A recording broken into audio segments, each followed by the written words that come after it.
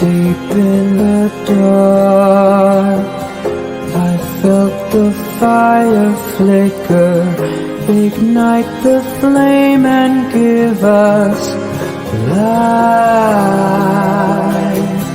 My cursed mark and hollow heart grows sicker, out of the shadow cometh light. Kill me, I'd like to see you try. You take my life, I fail to die. The fires fade, now close your eyes and sing my undead lullaby. The night will fall and swallow light to fill my dark hollow inside, and yet my death is all but nigh. Sing my undead lullaby. Keep the fire bright, I can see your breath as the cold creeps in. You are beyond death. Take a leap of faith, unless you're scared to try. Now brace yourself for me and prepare to die. In a barren land where the dead will walk and the dragons fly. Blood across the sand, good intentions crumble as the demons rise. Welcome to my own hell, a place I know well, there's nothing like. Hope you came prepared, because this is where angels come to die. Bloodstains of the fallen plague this trail you're walking, a warning to be hearkened. Eyes of fate are always watching, desecrated grave forgotten, seed of evil in the garden. Rise up from your coffin, submit yourself unto the darkness. Darkness is falling, grim reapers calling, shadows are coming to life. I must rekindle embers that dwindle, ashes and cinder will arise.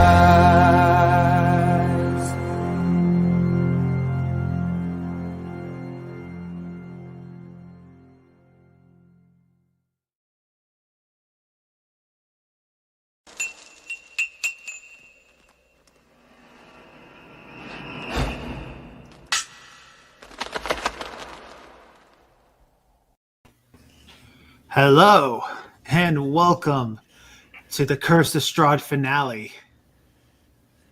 This is episode 11, The Curse of Strahd. I am your lore keeper for the evening, the one and only Dr. Crow. And joining me to brave the mist for the final time is Hex Harper playing Alexei Borokov. Hello, Crow. Blue Teddy Narrations playing the lovely Miss Daisy. Hello. The Amish Man playing Gerard Barrington. Hello. And Nick Brown, the man of renown, playing Matthew Moore. Hello. Oh, this has been a fantastic game. It has been fantastic to get to play with you guys. Yeah, brought it to, ironically, you brought it a lot of life. And of course, it's been an honor to play with you, the wonderful, beautiful Court of Crow. Where we last left off, the players killed Baba Lysaga, ending the potential threat to the Keepers of the Feathers. And with the final faction fully on their side, they decided to storm Castle Ravenloft. using the invitation that Strahd von Zarevich sent to them for an invite to dinner. Daisy, Gerard, Matthew, Periwinkle, and Van Richten snuck into Castle Ravenloft, Daisy and Esmeralda to separate. Alexei stayed behind to lead the army to the gates of Castle Ravenloft to lay siege to the castle. I also got to punch a werewolf. You did. Oh, yes, that's right. The werewolves are a thing. I've not even 5 minutes in, I'm more forgetting stuff. Oh, boy. All right. With your army, you have dealt with ambushes out in the forest, in the Zarevich forest. Had dealt with a Vistani barricade, allowing them to turn aside. The party inside, Esmeralda managed to destroy the wrench system holding up the drawbridge to Castle Ravenloft. Daisy tried to locate the missing members of who she cared about in the castle, only to find that the childish Gertruda has been turned into a vampire spawn. The rest of the party, Gerard, Matthew, Periwinkle, Ismark, and Van Richten, had a talk with a illusory Strahd before having to storm down to the bottom of the castle itself. There they re-met with Daisy, who has led them back to the crypts. On the bridge, Alexei arrived with the army, only to see a horrific event being carried out by Rahadin, Strahd's chamberlain.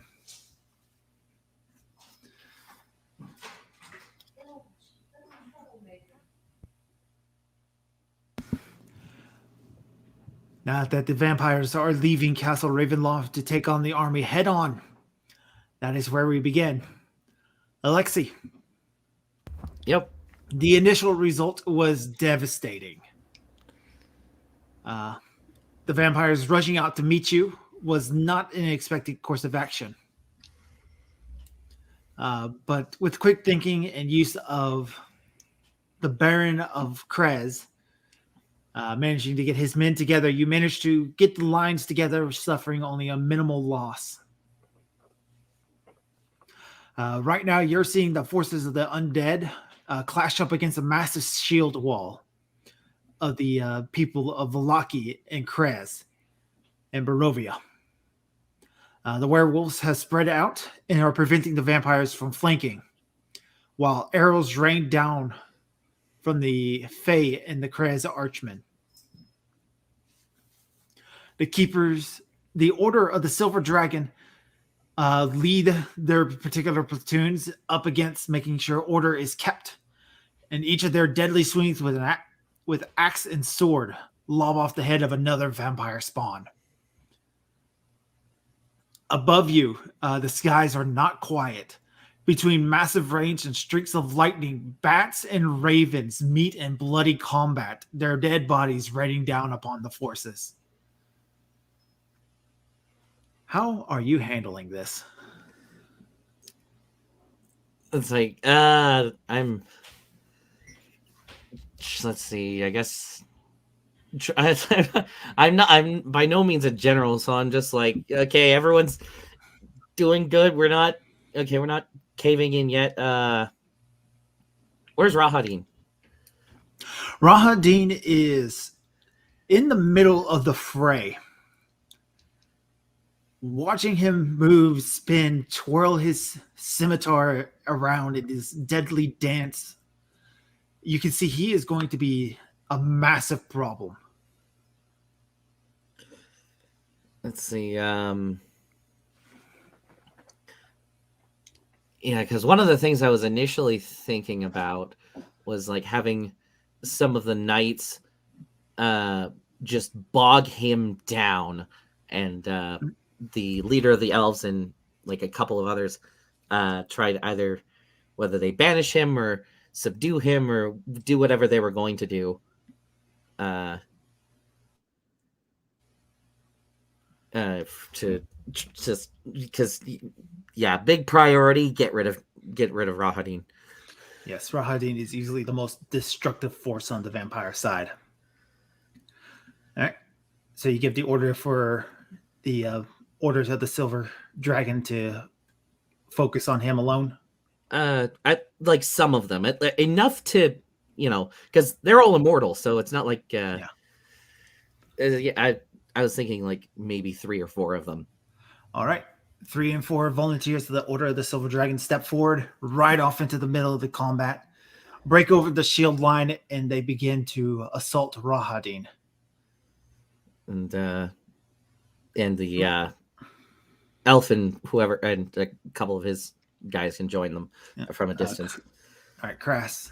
Yeah. And Crass pulls a couple of his archers that he can spare from the assault. And they go to try to circle around to help out these Order of the Silver Dragon. Let's see how Rahadin does. Got dice rolls just for this. All right. Rahadin almost immediately takes down one of the 3 knights, getting his scimitar right between the blades of the visors in his face, pulling it out and using the plated armor body as a shield, almost to help keep the other 2 away from him. Ah, crap. The archers, they pull back, firing their these arrows with white oak shafts, specifically aiming for him. None of them managed to hit, as Rahadin, using his sword, is able to deflect these arrows. He is insane.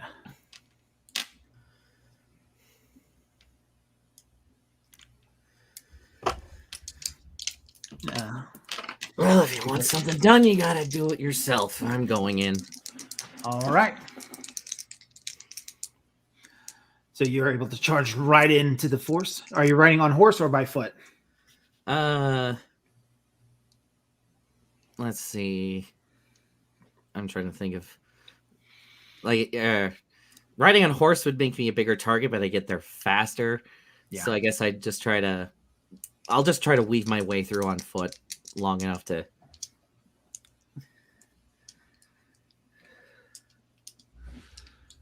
All right. So weave there on your foot, get there. Rahadin is not successful in taking down another of the 2 knights.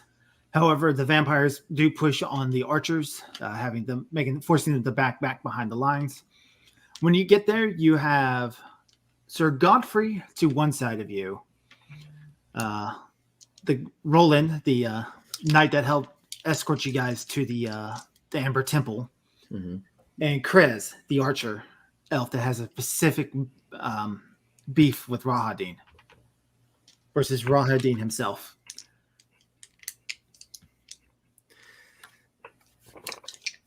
All right. I'm going, it was like the moment I see an opening, I'm going to just straight up punch his sword arm and try to break it. All right, go for it. Fighting, brawling. That is a 32 out of 74, so a little below a hard success. A little below hard success. All right, let's see what he gets for a dodge. Hard success of 37. That is a failure of a dodge, too, so you get the hit in. All right. Suck on that. And with my... And I'm still wearing my... Oh, come on. 4 damage total. All right, so you come up but you're aiming specifically to try to break this arm? Yeah. All right. Are you wearing those? Yeah, I'm still wearing the Nux. All right. I have no reason not to. So you come up, give him this good bash from the side. You hit him. You hear this sickening crack. His arm goes limp. As he kind of like dances away, looking at you. He switches the sword to the other arm, doing some flourishes with that. And he is going to move in on Roland.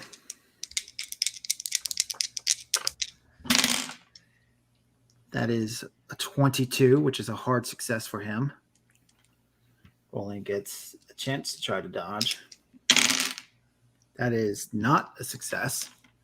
So Rahadin gets 2d6 plus a d4 in damage. 9, 10. So he goes in, gives a good slash on Roland, getting right up underneath his breastplate. Roland pushes him back. He staggers, but he's still standing. Rahadin gets a second attack, and he is going to try to go at Sir Godfrey on this one. Sir Godfrey is able to parry that attack. He gets a fight back on that.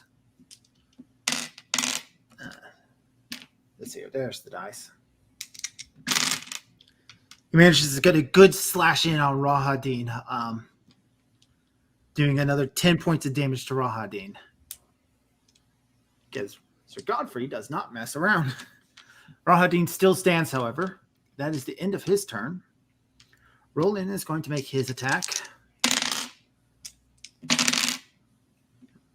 He rolled a 47. Rahadin rolled a 36 on his fight back.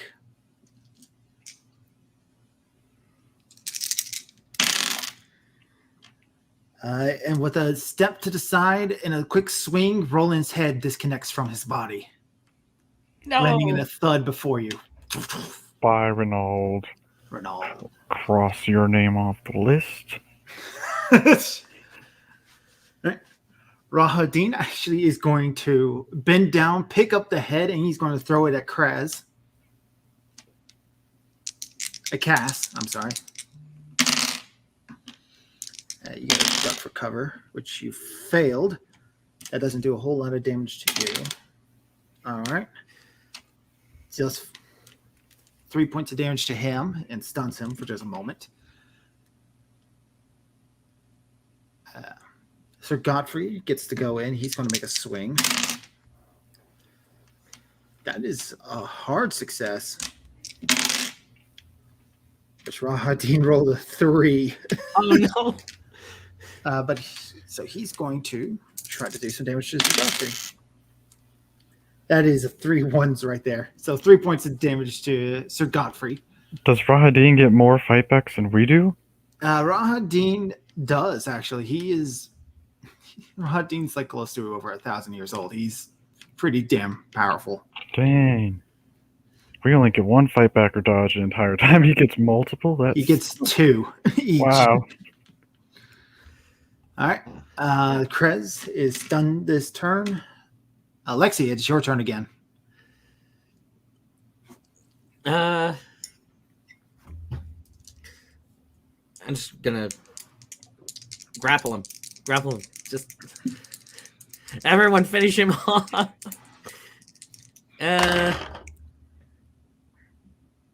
Nope, I don't. That I rolled a 90. All right, he can only dodge on you this turn, so yeah. So nope. As he dances out of your path, he looks at you, Alexi, and goes, "I have to thank you for coming to fight me myself. Your Vistani blood makes you a problem for the master. To kill you would be breaking his oath. I am under no such oath."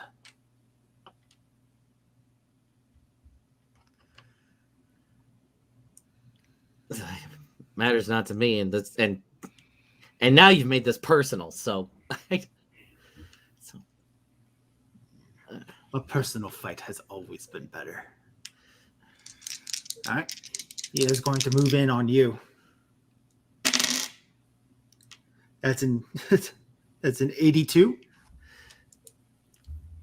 I guess that's a failure. Yeah, that's a failure. Okay. So, if you want to use a fight back. Yeah, I'll use a fight back. Try to punch him or something. Punch. That is a 57. That hits. All right. Punch him. Come on. And I don't know if silver does anything special against elves either, but whatever. Oh! That's maximum. 8. Maximum 8. All right. So another 8 points of damage to Rahadin. He still stands. As he backs up from you as you get a gut punch in on him. Ugh. All right. He is going to make a second swing at you. 23. And I can't dodge, I take it, so. Yeah. Fuck.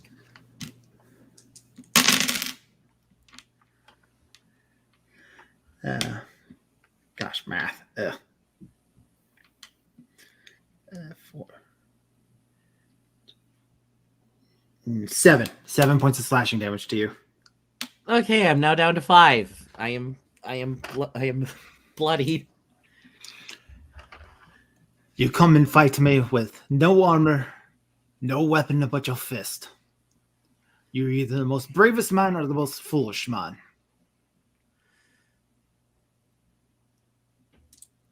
Yeah, and that's what they're for. And All right. So hopefully Godfrey, the rest of them will kick his ass. The twig monsters, you have the staff. They're not gonna last. Don't underestimate the bushes.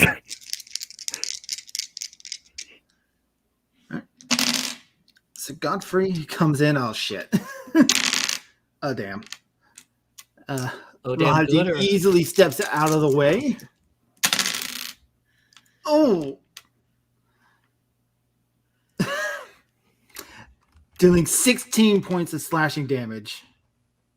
That's max damage. Roll 2 6s and a 4. As he steps to the side, Sir Godfrey comes in and lobs off his arm, pushing him over to the side. Sir Godfrey is dead. Ah, fuck.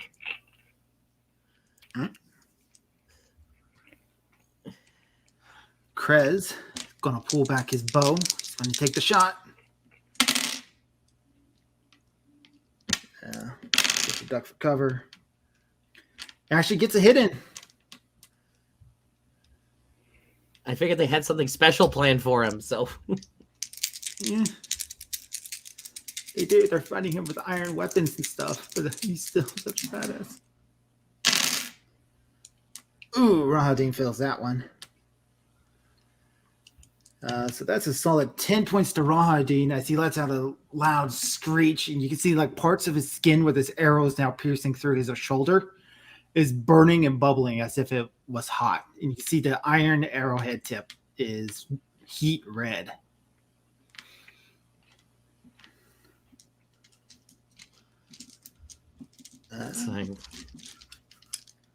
It's not quite your turn yet because something else could potentially happen. It does. Irene comes charging out of the army right at Rahadin. She has her own sword, and she scored a hard success, dealing another 4 damage to Rahadin as she drags it across his back all of a sudden. So Irene is now in the fight as well. Irene, thank you. Oh god. It is your turn. Okay, I'm going to. I'm just gonna try to hold. I just want to hold Rahadin down, get everyone else to just start stabbing him and whatnot. Because, yeah, anything to keep him from using his sword. That is a 31. That is a hard success. He rolled an 81. That is a failure. So you come up, grapple him. Full Nelson! All right. Just get him now! All right. Rahadin is going to try to break out of your control. Nope. He rolled a 53, which is just a regular success. Rahadin or Rahadin. He's trying to get out. Oh, I'll just reroll maintain control. That is a 41, which is still a success. All right. Krez is going to load up on his arrows. Going to take the shot. Gets the advantage. Oh, hell yeah. That's a 10. That's an extreme success.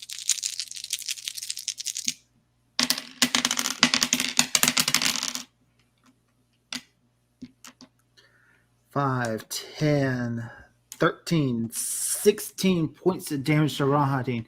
As the arrow buries into his chest, we're going to see if it hits you, Lexi. No, it does not. Rahadin goes very still in your arms, Alexi. It's like this is like, or like, yeah, this is for Esmeralda. Wait, what? You toss the body to the side. The vampires break at the death of their general as they start to back across the drawbridge. The army lets out a loud roaring cheer and starts to pursue. Irene is going to run up to you, Alexi. She's going to try to do some first aid on you. Irene, I am so happy to see you right now. I figured that none of them would be crazy enough to try to attack me out of fear of invoking the master. That is a good point.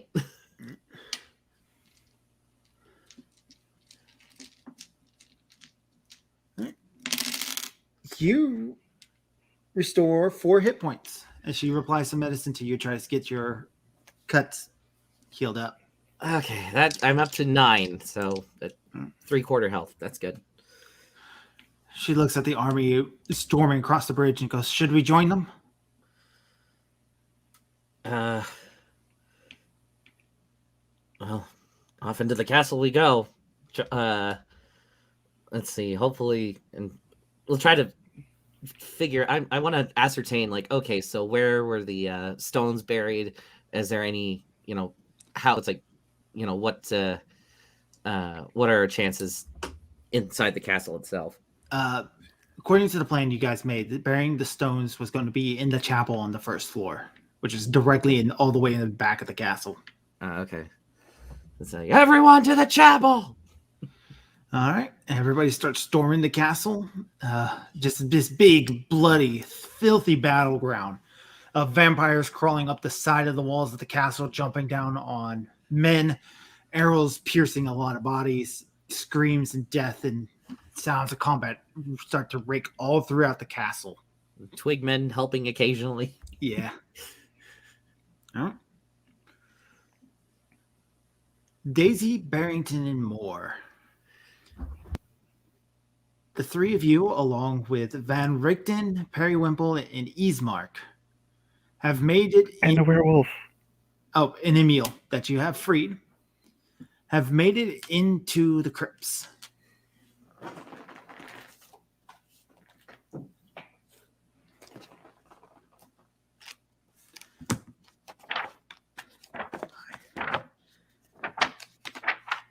As you begin to enter the crypts, the catacombs main, you start to hear what sounds like whimpering and crying somewhere up this dark hall ahead of you. A man or woman's voice? Sounds like a man's. A familiar person or no? To both Matthew and Daisy. Weird. Is What? it Beansky? It is. Okay. That is the toy maker. Oh, yeah. I vaguely remember him as the one making the creepy dolls of Irene. Well, we should go see what trouble he's in. I suppose. I guess, is it dark in the script? So Yes. I'll light the medallion to see if it shines anything. Or All right, up ahead of you, you can see Binsky resting up against a wall, holding his face as he turns to look at you. His beard is ripped out in some places. He's lost his jester hat. He looks like he's lost almost half his body weight really fast. As he just looks in really bad shape. but the medallion doesn't like turn him to ash. He's not a No, vampire. he's not a vampire. Hooray! You might get to stay one, Daisy. I know you, Binsky, are you alright? Lady Daisy. Yes. My child, my dear, I am so sorry. I am so sorry. No, I'm the one who should be apologizing for not being able to get you out sooner. You came to free me? Of course. It is awful here. He made me build a horrific thing. Turn off the light. It's attracted to the light. I turn off the medallion. I quickly look around after he said that. What did he make you build? Some sort of automatron of war. He filled it with his dark spirit. Something that would be able to withstand sunlight. It walks like a knight, but it is a machine of war.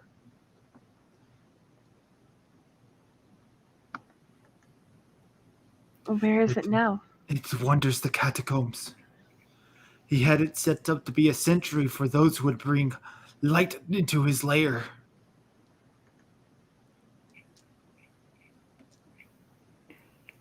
Oh, well, it seems like we'll probably have to destroy this thing then before we can press on, especially if Alexi or any other soldiers come down here to give us support. If you created it, you know a way to destroy it then, correct? Yes, I know of ways to destroy it. But to do so would be so hard. How? There is a weak spot between the helmet and the shoulders. The gears would be exposed because of the armor.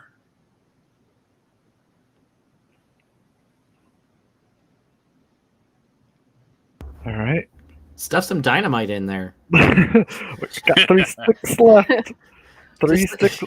Yeah, just like have the gears crunch it and just boom, blow his head up. All right. Well, it was part of my plan. Okay, so I'll give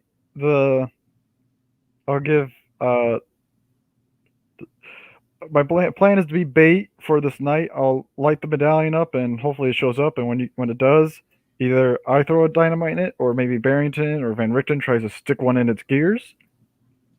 How does that sound like a plan? Van Richten. Well, let me ask. How about this? Before we go, who has really good throwing? Periwinkle raises his hand. All right, Periwinkle. Barovia High School football rules. That's what he whispers. The old lady says, right? Star QB. All right, you get a stick of dynamite, Periwinkle. He goes, all right, and I just light the fuse. Not yet. Well, Moves the torch away from it. who would like to watch Periwinkle?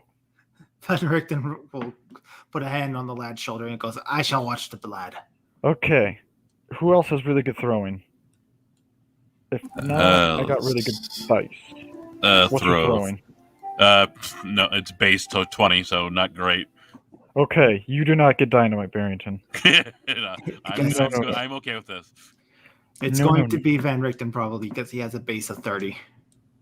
A base of 30. I don't like those odds either, but if you're the only other one,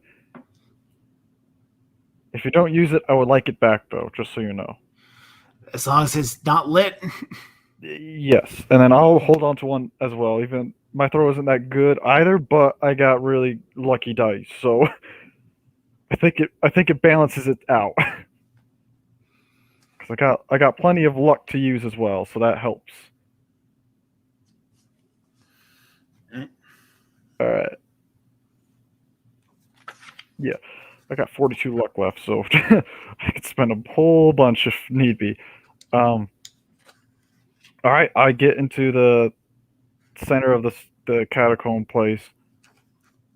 and I let everyone else get into like hiding positions. So I guess All right. hide.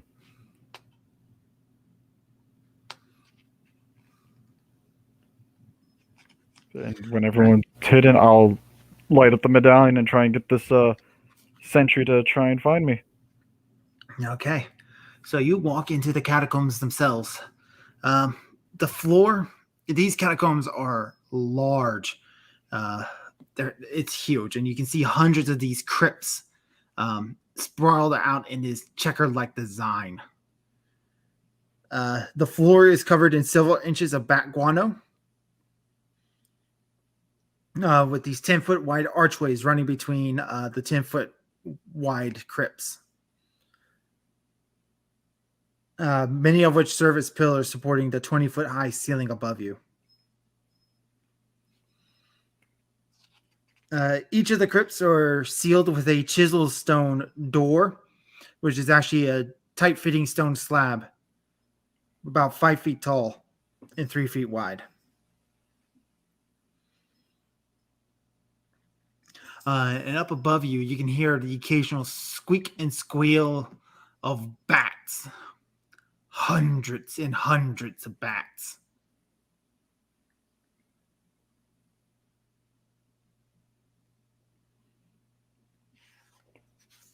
All right. No Batman here. All right, creepy bats. I light the medallion up, I guess, when everyone gets in a good hiding spot or in a position to throw dynamite if one person can't do it, or You can certainly try. So everybody gets in a good position. So everybody rolls stealth checks. or I don't. I'm trying to Except be. for you. Yeah, I'm trying to be found. I was supposed to roll. I'm like, wait a minute. I'm trying to be found. It's a success. For Emil, he did pretty good. For the tiger. I got a 91. Uh-oh. I got a 60. Uh-oh. So Matthew lights up the medallion, and you can see that over top of each crypt there is a plaque that describes who is buried within it. Over top of the door leading into the crypts themselves is labeled, "Herein lies the one who walks the path of pain and torment."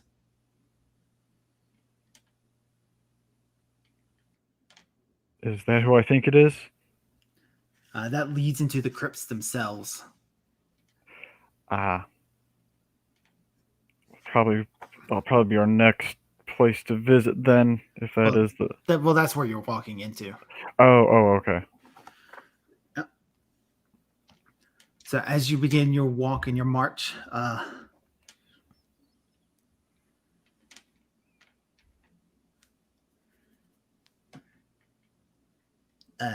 you walk past a couple of crypts, some of which read as such: Artista de Slop, court ceiling painter.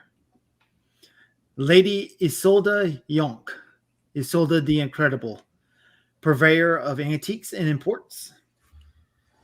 Prince Ariel de Permont, Ariel the Heavy. Artik Solovich, friend and member of the Barovian Wine Distilleries Guild.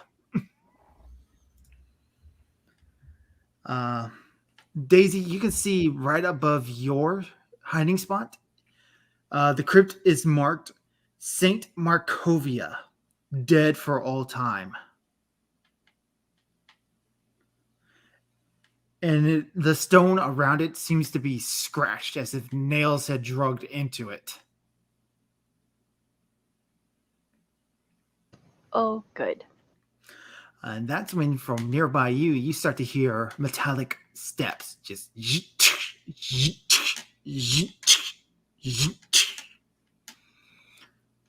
and coming from around a corner right in front of you is the suit of plate armor held together by brass gears and pistons. Floating over its head is this misty forge of Strahd's face. And in its hands is a great big sword.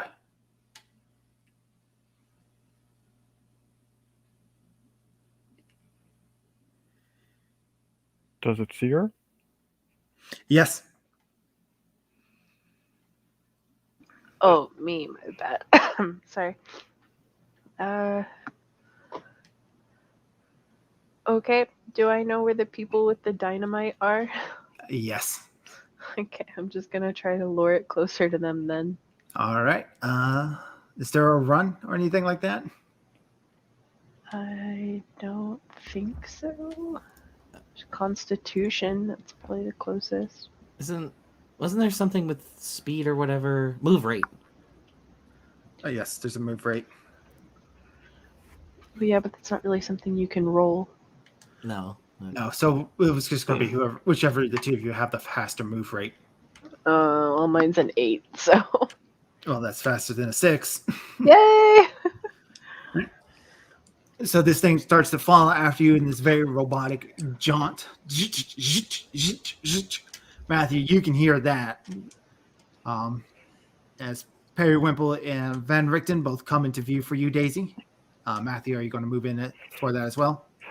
Yep, I'm also gonna yell like, "Don't hurt Irene!" Just because of Strahd and all that, and he doesn't know. I don't know if that does stop the night or anything either. No, this doesn't stop this thing. This isn't a intelligent being. Ah, What about you, Gerard? Where am I to this thing? It's going. Am I behind it to its side, or where am I to this thing? We'll say you're off to its side somewhere. How tall is this guy? About 7 feet tall. Okay, well, that's gonna make things interesting then. So it'd be pretty difficult to try to swing at one of those bolts at his neck. You're going to try to shoot one of these bolts at its neck? No, take a swing with the sword, but it would be pretty difficult because he's so tall, then, right? Well, I mean, yeah, but you can still try to do it. You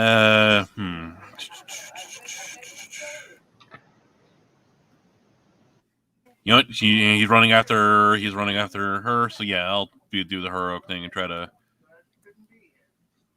All right. Go ahead and make your roll. Wow, that's a strong fail. That is a 95. All right, it's going to do a fight back. That is a success. It does 3 points of slashing damage to you as it parries and cuts you down. That's a major wound. Really? 3? Well, because I haven't. I was at 7. Oof. All right. So that was that. Matthew, we'll say you're able to get there now. okay. Since I'm the first one there, I'll be the first one to try and throw this dynamite in its face. All right. Let's see how this goes. Hooray! 9! Woo! Fuck you! So Kobe, as you see the dynamite go into the neck hole, we're going to give you each 1 round before it explodes to try to get far away from this thing as possible. Run away! Run away! Run away! Run away! That's exactly what I'm going to shout. I was like, run, run, run, run, run! Oh, one question. Is this one of the rooms still filled with a lot of guano? Yes. Run farther. Yeah. Run a lot farther. Run as far as you can is the goal.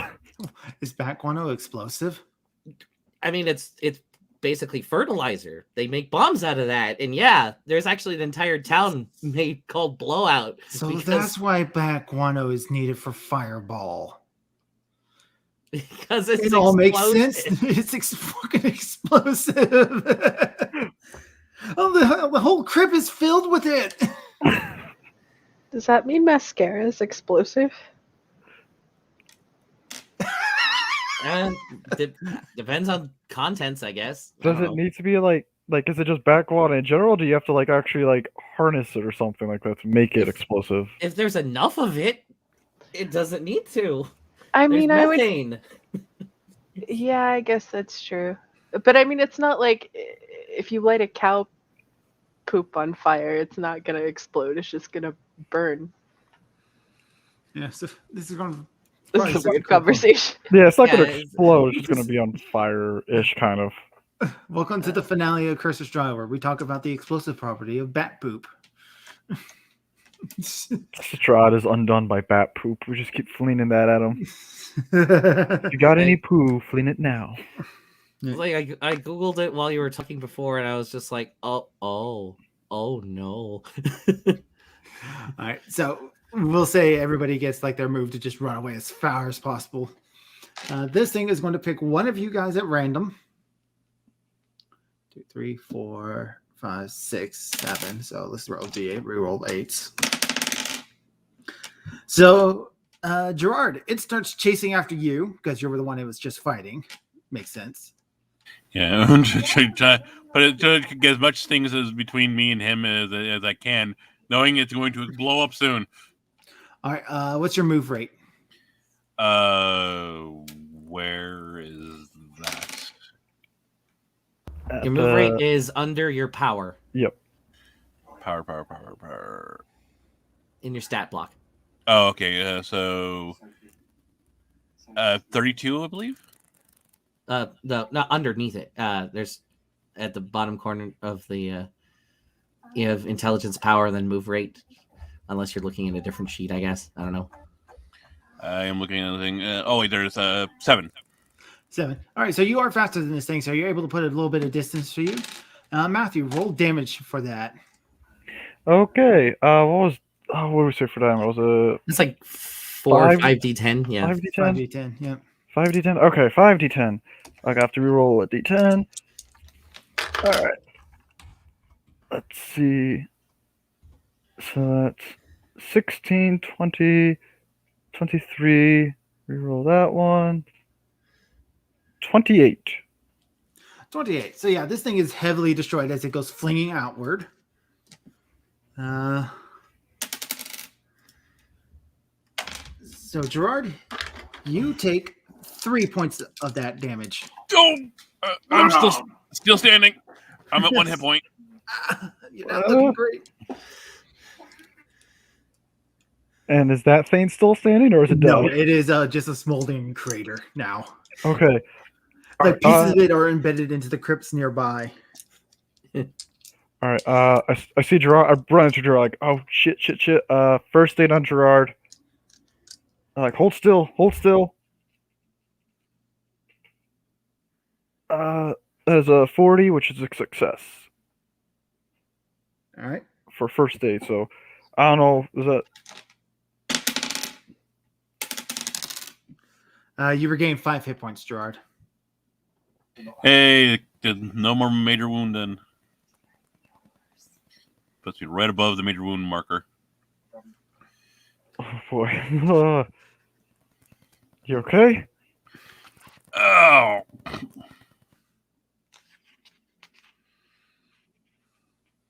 I'm gonna take that as a yes. He's okay for now. I'll help you get up, and then the other's like, okay, I want my dynamite back now. All right. They will hand you the last 2 sticks of dynamite. We are definitely going to need this. All right.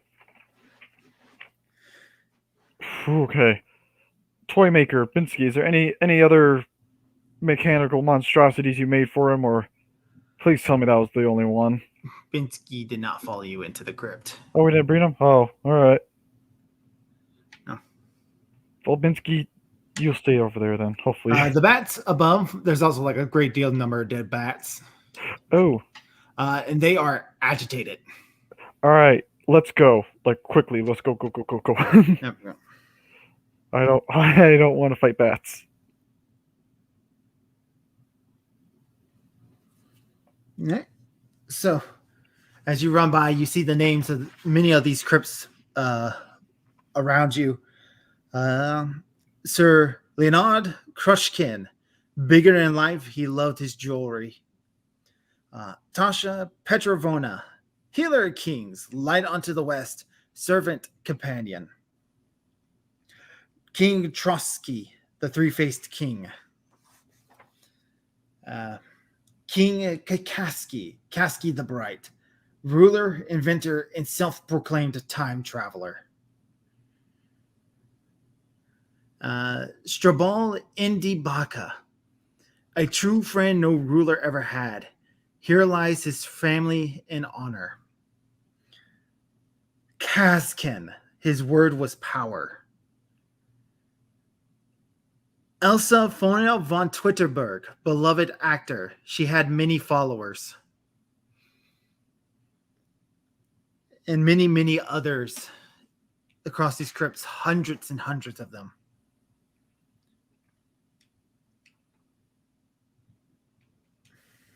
That's a lot of. Are these all part of like Castle Ravenloft's history, or are they just followers of Strahd himself?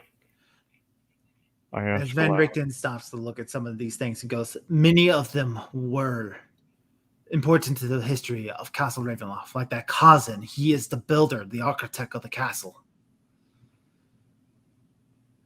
Some of these are his generals, his counselors, his advisors, mortal in life and no more. Some of them are enemies, like that Saint Markovia, whose amulet now rings around your neck. Oh.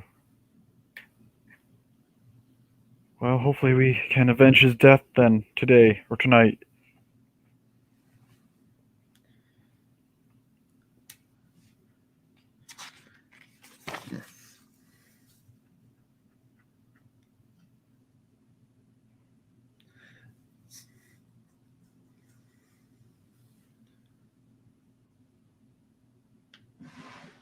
So, as you walk through the last of the crypts, you eventually find the large tomb that you're looking for. A set of stairs lead down into the darkness. Wide steps descend onto a landing flanked by two alcoves. Within each alcove, taking up the full 30-foot height of the ceiling, is a bronze statue of a warrior holding a spear. A soft blue curtain of light flows between the two alcoves. Dimly visible on the other side of the curtains are more descending stairs.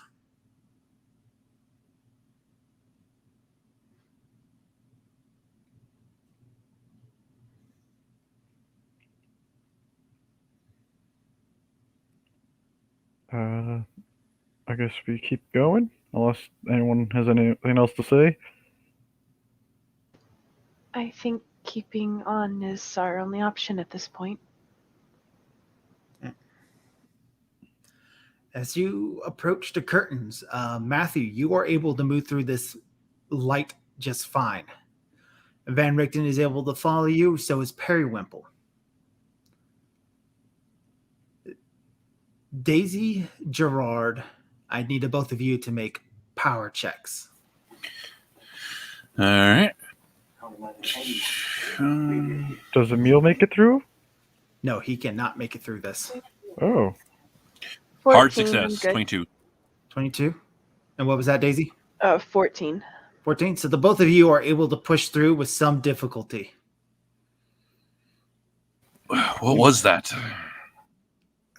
Emil is like pushing on it. Van Richten looks at it and goes, it was some sort of curtain of darkness meant to keep evil out.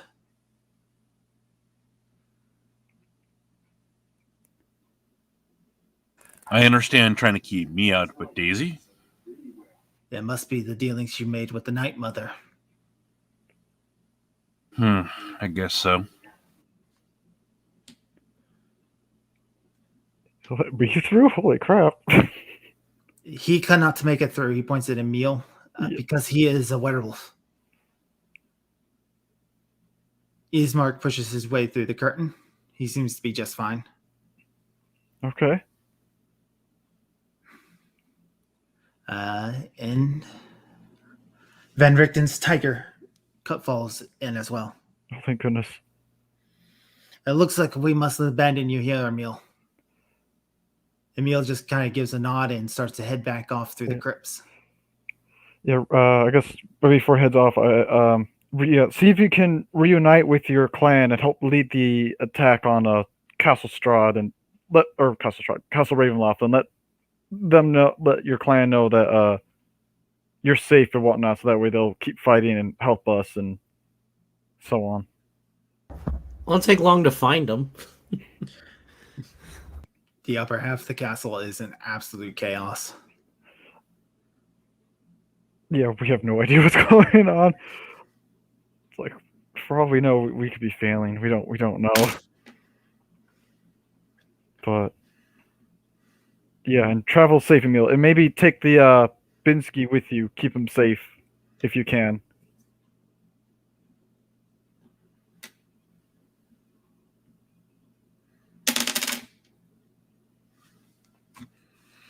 All right.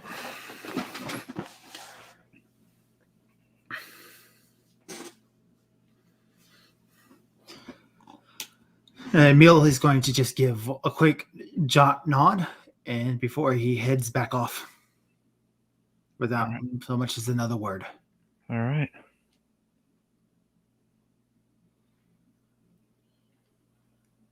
All right. I suppose this is it.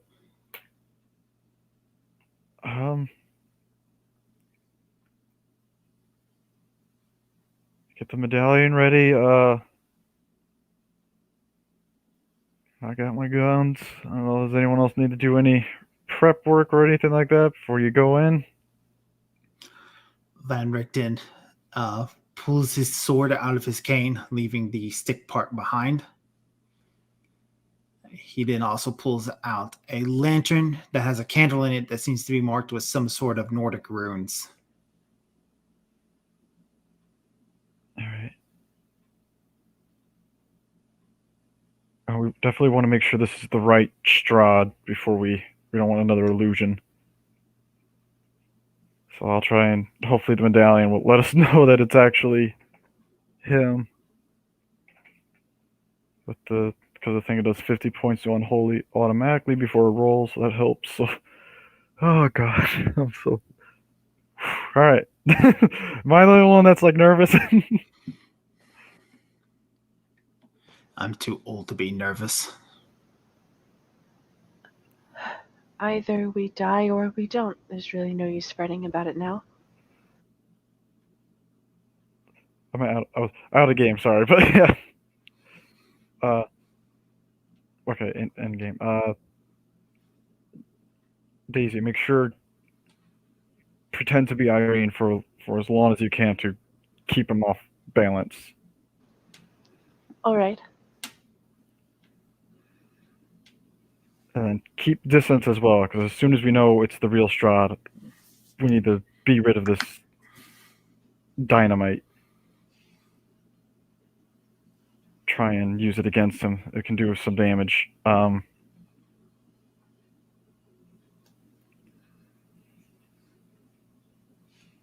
Barrington, keep watch on Daisy. I know you're wounded, so you're definitely going to need to keep watch. Periwimple, if or once the dynamite goes off, you need to get up and close and personal with him with that sword. He nods, holding the hilt tight, and he kind of like whispers to it, soon, you'll have your revenge soon. All right. Ismark, I want you as well to keep and stick with Periwimple, but I also want you to keep an eye on him and keep yourself somewhat at a distance. No, I lie. Stick with Irene or Daisy. Keep that facade going as long as possible. He gives a nod, kind of like puts a defensive arm kind of like in front of you, Daisy. Kind of gives you a nod. That means Barrington, that means I want you to go with Van Richten and keep an eye on him with your sword and whatnot. But also, again, I do want you to keep your distance as well, because you did take some damage. So, and then if you watch Van Richten, then I'll watch. I'll be keeping an eye on you, Periwimple. So that way we each have sort of a buddy system going on for first aid and healing and whatnot. Sound like a good plan, or? It does. Periwinkle kind of like does some quick bounces, does a quick stretch, and he looks at you and goes, "Lead the way, Master Moore." All right, medallion out. Go through the curtain. All right, and down the second set stairs you proceed. Alexi, Yes. you have taken over the chapel. You got the Baron of Krez with you, as well as Irene and the werewolf. Her name, Zelactra. As they have laid out the map, they have a castle Ravenloft pointing out sections where heavy resistance has been made, especially in the upper floors. Well, it's like I have no intention of going upstairs, so because where I need to go is down towards the crypt. Yeah.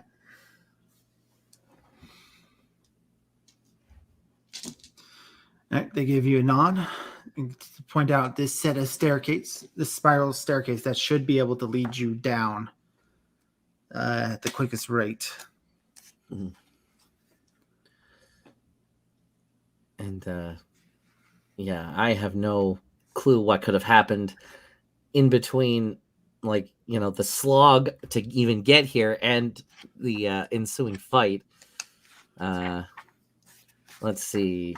We promised werewolf lady, Zelatra, whatever, she would be part of the, or, you know, she'd help find her husband, so she's coming with me. The dungeons would make sense to be down low, so Mm-hmm. they're looking at the map. We should be able to swing by it on our way to the crypts. Mm-hmm. Let's see. Irene, do you feel it's safer to stay here in the chapel or just come along with us? She kind of looks at it and goes, "It probably is better that I stay here in the chapel. All right. Just Any vampire that captures me makes me in immediate danger." and let's see the rest. I think and everyone else, keep her safe. All right. Before you head off, coming into the chapel are two members of the Order of the Silver Dragon. As they set down on a nearby table a gigantic dragon skull. Well, that's a nice find. They tell you that once the fighting has calmed down, they plan to try to get this back to Argynvostholt as soon as possible. Right, to lift the fog. They give a nod. But right now, the fighting in the castle is, especially towards the entrance, is very heated as the vampires have basically swarmed back around and outside, now pretty much trapping the majority of the force inside the castle.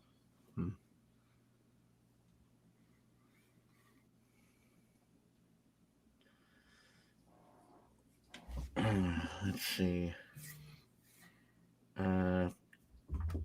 However, what are our losses? The losses are getting pretty heavy. You have lost about a third of the force. Okay. How many twig people do I have left? You have about half of them left. Okay. Half of 28. So 14. 14. All right. If they're readily available, then I will use them to, surround me and Zelatra and punch our way through into the castle and make our way to the crypt. All right. So you begin to fight your way down through the crypt. Along with a variety of support forces that are already within the castle itself. Getting into the crypt itself was not hard. Mm-hmm. You do lose about 4 of your twig people, so you're down to 10. I figured they were expendable at this rate. It's like I just needed stuff off my back. Yeah.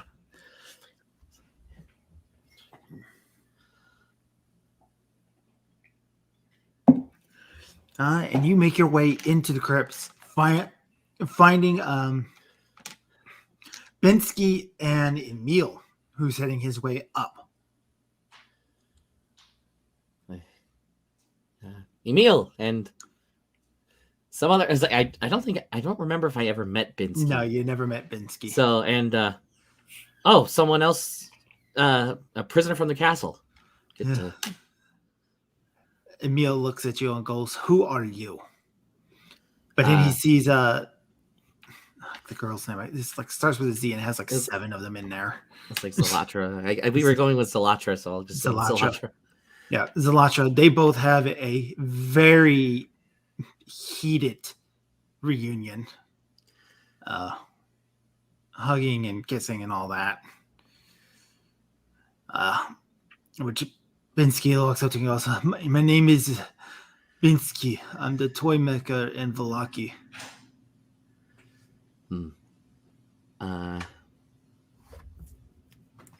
Let's. It's like Alexei. Nice to meet you. Sorry, I'm glad.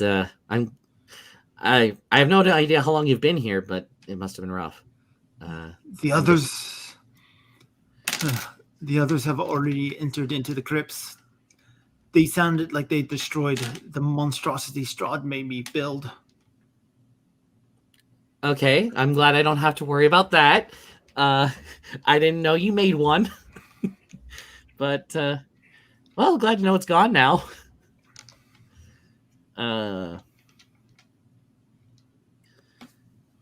Let's see. I wait for, a decent, pause in their makeout session to be like, well, we fulfilled our word. If you wouldn't mind, taking him to the chapel and or it's just for safety and Emil, you came from the crypts, right? Can you give me I asked for directions from Emil just so I can find my way down faster. All right. So he gives you the directions, giving you how to get into the main tomb itself. He also tells you about the curtain of light. Oh, okay. And it's like I don't think I've done anything particularly evil, or at least nothing worse than Matthew did. Yeah, it's like if I could get through there easily with the blood on my hands, I'm sure you're fine. You're like, but you've been washed clean, Matthew. You've been baptized. Oh, that's right. I forgot about that. Well, I'm not a werewolf. I didn't get bitten. So I guess my chances are better than some. All right, I'll just hopefully I can join everyone soon. Good luck. Thank you for everything. Fight hard. Good luck there, Vistani. And you proceed down the crypts, eventually finding yourself before the light curtain as well. All right, I'm going to try to touch it. All right, your hand goes through. But as you try to go, the staff gets caught on the other side. It is unable to enter. I just set it. I just set it down and I don't need it where I'm going. All right.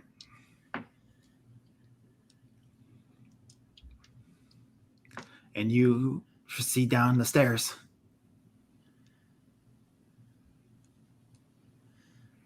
All the while, there's already been a heated battle with Strahd, and I show up just in time to immediately get cut down. We will find out. I'm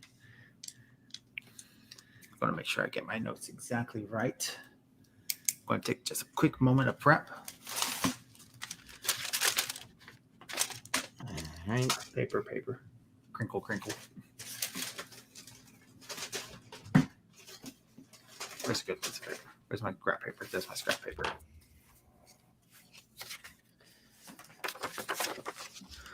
All right.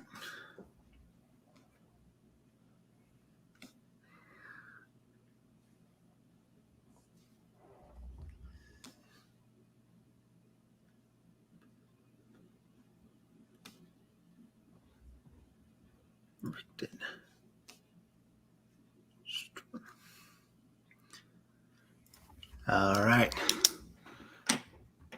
The tomb rests in hushed silence. Tall, stained glass windows dominate the eastern walls, allowing dim light to fall on two coffins resting atop white marble slabs. The one against the north wall is marked King Baro von Zerovich, and the one against the south wall is marked Queen Ravona Rayona. The vaulted ceiling 30 feet overhead is inlaid with a beautiful gold mosaic. Crouched over the tomb of Queen Ravona stands the lone figure of Strahd von Zerovich. A sword in his hand point down to the ground, head bowed in prayer.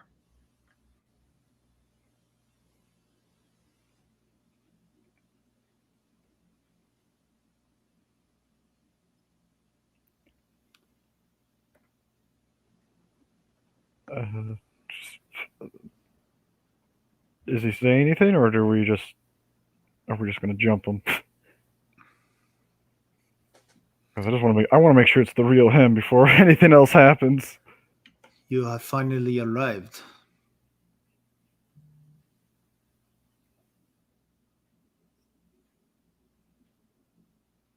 Yes. He slowly stands up, walking to the center of the tomb.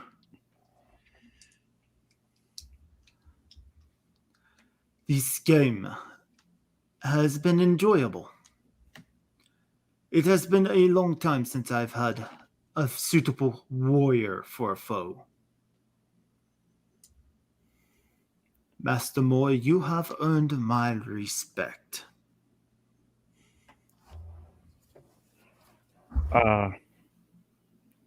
Thank you. I don't know how to respond to that, to be You honest. reminded me a lot of myself.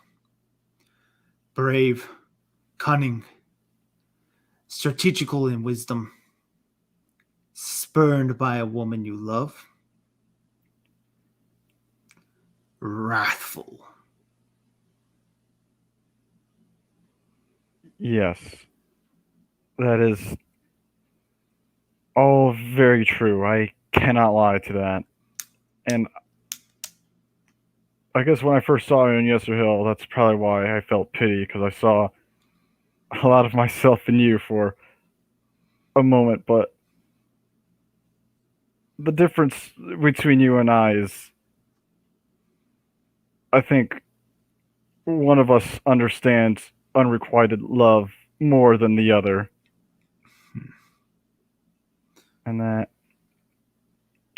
the woman I love, even though she does not wish to be a part of my life or wants me near, I will not kill whoever she falls in love with or anything like that. I will always cherish her and love her no matter what. And I That will. is a shame. I just want her to be happy. She will have a hard time with that, seeing how Rahadin has removed her head from her shoulders.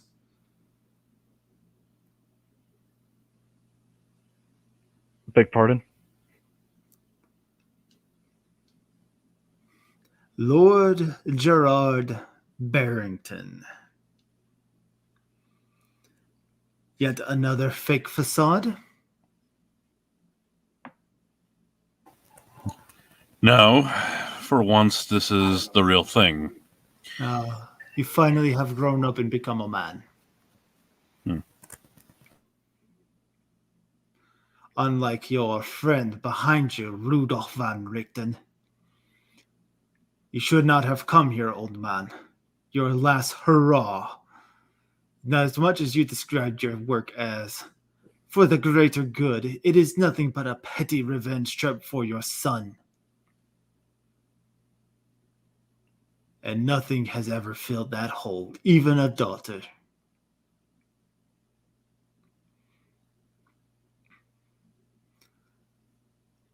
As for you, Ismok the Lesser, you will die the lesser. You may drop the charade of protecting Lady Daisy. I know who she is. I can see through the facade. You cannot hide that from me, no matter how real your skin has become.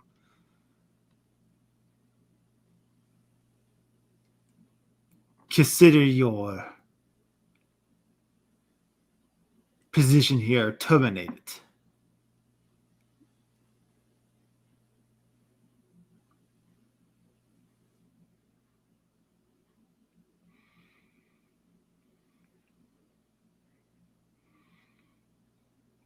If I were you, I would run very far away.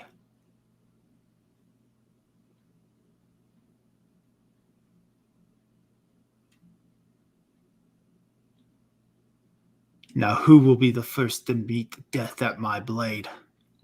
He takes the sword, holds it into a ready position. Have at you, knave.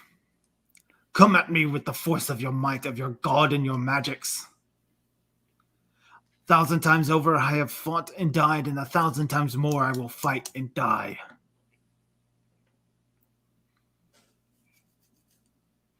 Bring forth your swords, your arrows, your spells, your pistols. Bring forth your gods, your demons, your pagan, heathenistic elder ones. Bring forth your torture, your implement, your fire, your light, your lightning. Bring me forth the wrath, and fall before the curse of Strahd.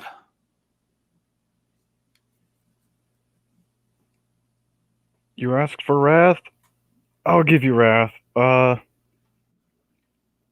First, the medallion. Make sure he's actually him. All right, you light the medallion. Strahd hunches down, and it seems like his skin begins to burn. Okay. So it is him.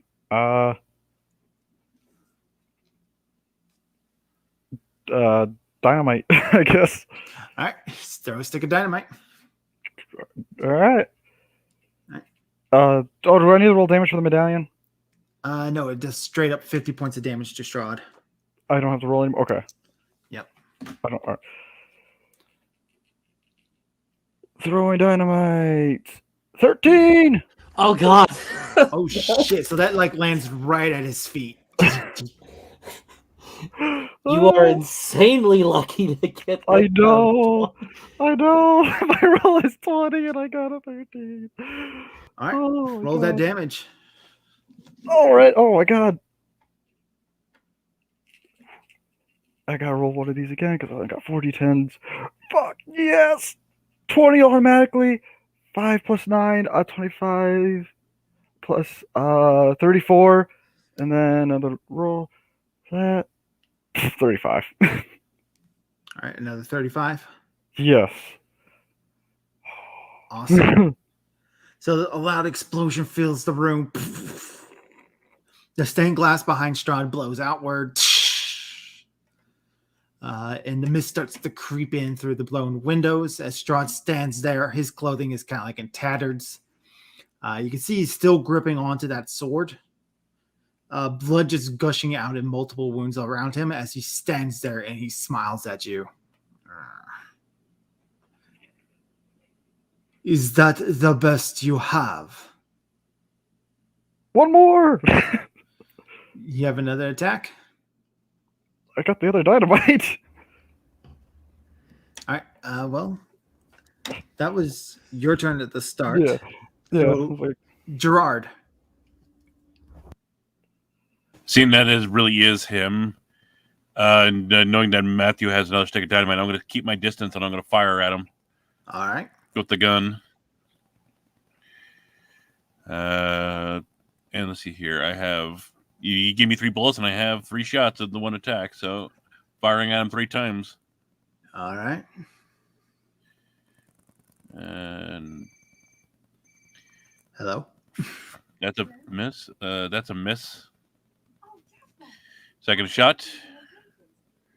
Do I have enough luck to drop that down to a success? I do not. Can I push attack rolls? Yes. Because at this point I need to make at least one of them freaking hit. Wow. 4 straight roll fails. All right. So fail on attack roll. Your gun just permanently jams up and is completely wrecked. You can't use it anymore. Yeah. All right. But you're out of bullets anyway. So Yeah, I kind of like throw the gun down and draw the sword. But that's my turn. all right. So that brings us to Matthew, Gerard, Alexi. You will be arriving in a couple of rounds. I'll let you know. Okay. All right. Ismark. He's going to pull out the crossbow that he has. He gets a shot in with that.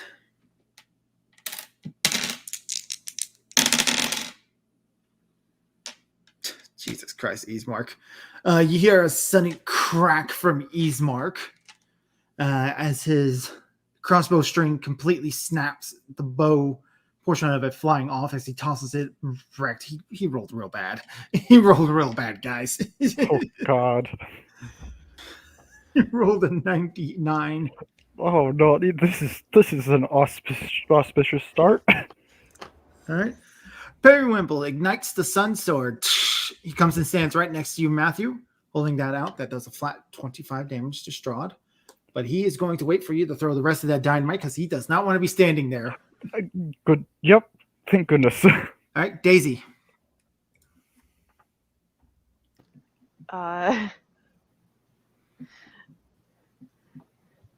guess she'll try to throw a fireball. Oh no, how much magic points did you say that was? It's 1d4. No, I'm sorry. It's 1d3. So roll d4, reroll 4s. Do I have a d4 somewhere? Indeed.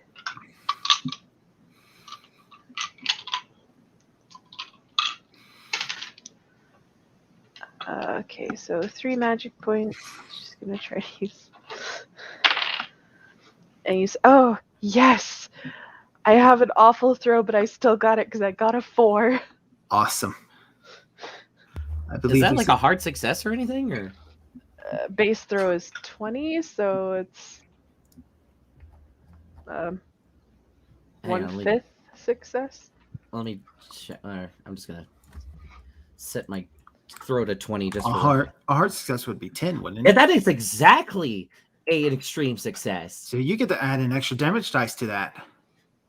What am I rolling for damage dice for this? It's D8s. So you get to roll 3 D8s because it's normally 2.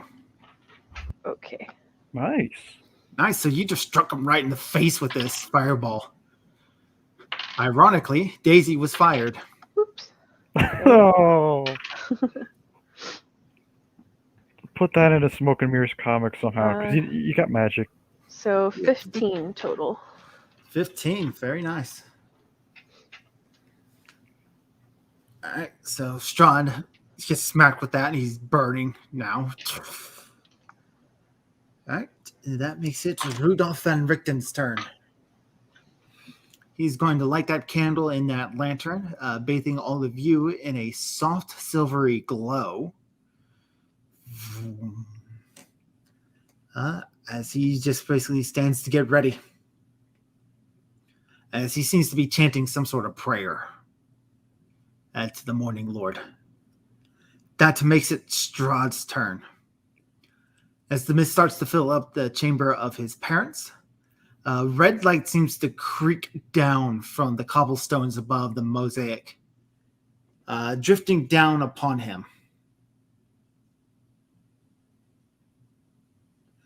He heals some of the damage he has taken. Oh no. He laughs. You think there's only objects of power for the forces of light. The heart of sorrow within this very castle will heal me through this battle. So out DPS you. Got it. Yeah.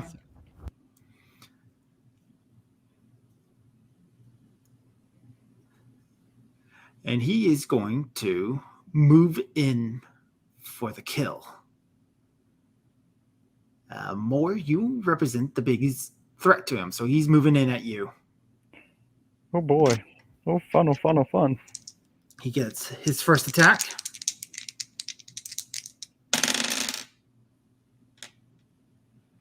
That is a fail. Do you want to try to fight back, or you want to wait for him to actually do?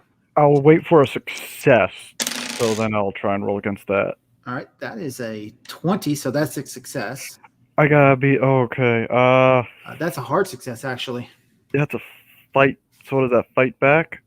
Fight back, dodge, or do nothing, essentially. My dodge is better. So I'll probably go with dodge, so that way I can also have that hard success, maybe. Come on, don't fail me now, dice. Don't fail me now. 2! All right, so that's definitely extreme success for you. Yeah. So he comes in, you dodge his first swing. He does another swing. You duck underneath that. He gets a third swing.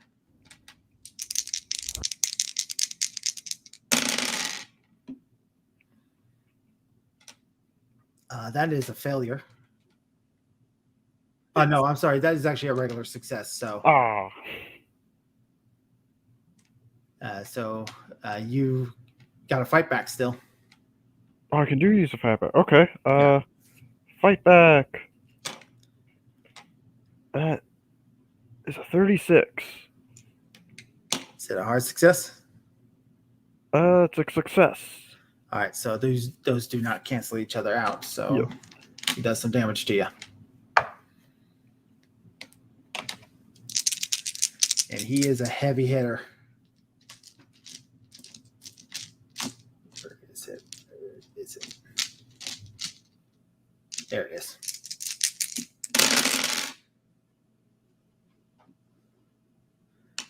Five.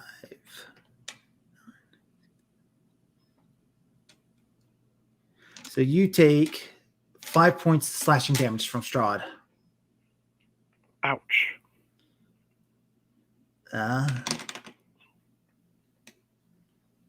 right.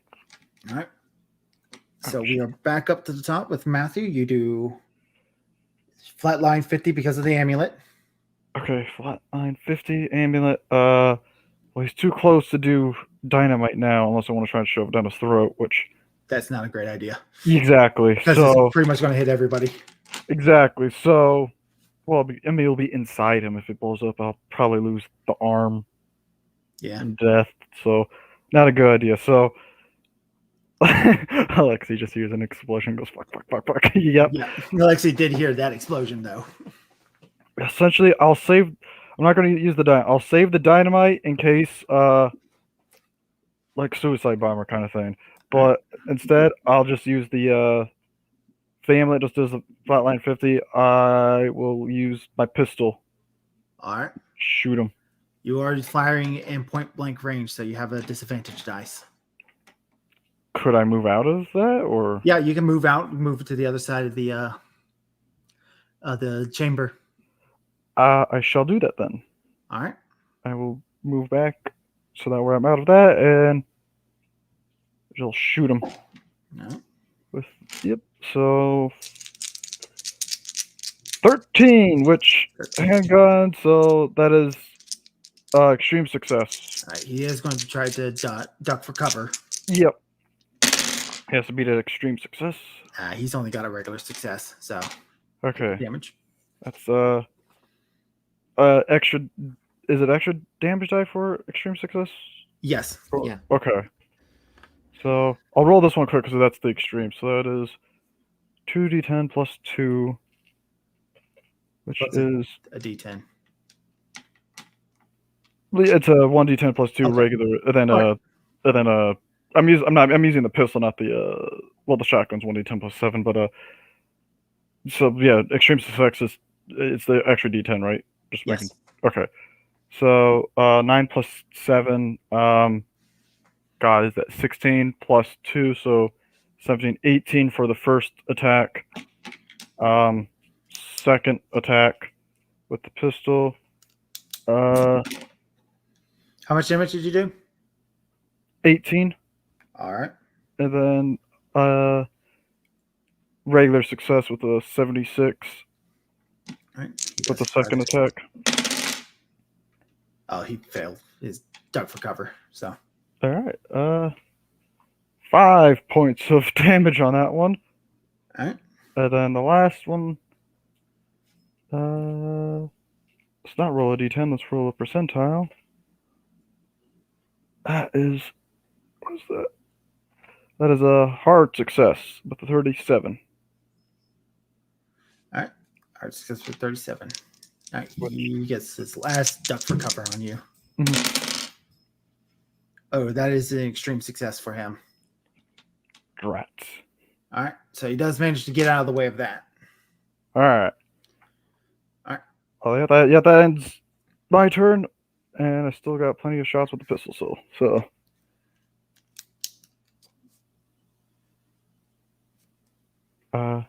Yeah, I think that's all. That's all I can do. I'll just yell to Periwimple, like, "All right, Periwimple, strike him down. Go for the melee." All I'm right. just letting everyone know that you can attack because I can't use the dynamite without killing everyone. Periwimple does a straight up 25 to him. This is the sword. He gets 2 swings with the sword. Swish, swish. Come on, Periwimple. No, Periwimple. That's more like it. So he does an extra 6 points of damage to Strahd. All right. You are now 1 round away, Alexi. So next round, you're going to get to do something.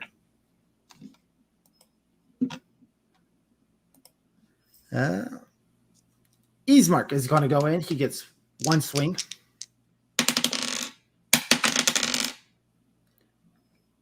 Nope. Strahd parries that attack. He is. Oh, wait, no. Strahd's outnumbered now, so that's more like it.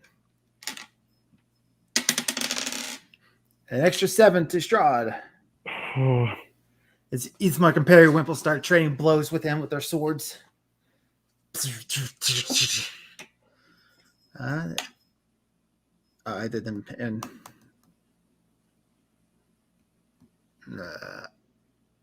I'm sorry, I've skipped Gerard. Go ahead. All right. Probably not going to miss much. Hey, I actually succeeded. So I hit him with the sword. All right. Excellent. Do damage with your sword. For only 3 damage. Okay, every little bit helps. Yeah, every little. Oh, we got the tiger. Tiger can finally attack too. Yep. Daisy. I mean, yeah, I guess I can try the fireball again. See how it goes. Oh, reroll the 4. Another 3 magic points. All right. Ooh, and not a good throw that time. An 86. You do get an advantage because, well, it is canceled out by the disadvantage because everybody else is gathered up on him. So never mind. So this fireball goes flying over to everybody's heads, but it is a miss, unfortunately. All right. Rudolph van Richten, he's going to approach with this burning candle. Gerard, he points at you. You feel a great deal of power start to wash over you as it seems like the world slows down. You get to make an extra attack. Oh, hey, all right. I will gladly do it. I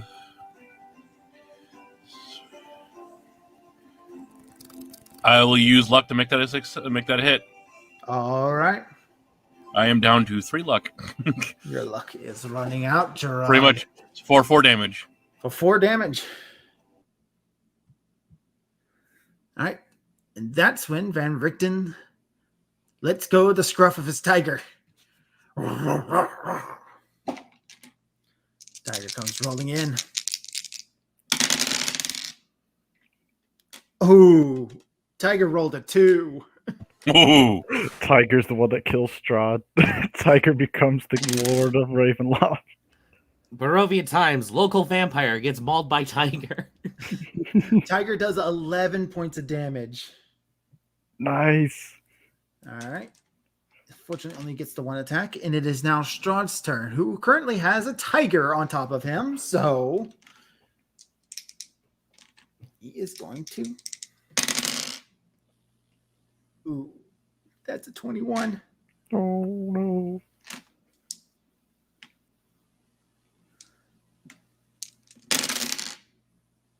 Oh dear. So he quickly stabs deep beneath the ribs of the tiger. The tiger lets out a loud yelp, pain, and falls over dead. Oh. 1 down.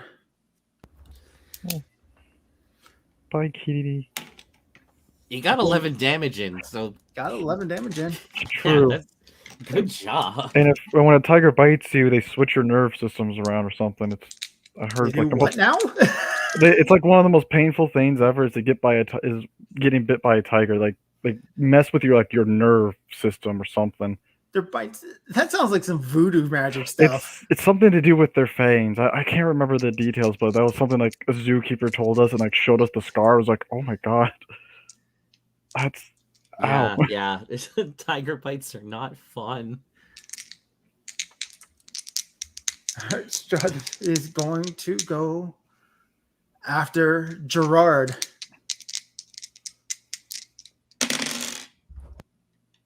That is an even 30 against Gerard, which is a hard success. Oh boy. So I need to roll dodge. Dodge or fight back. Where's my fight back skill?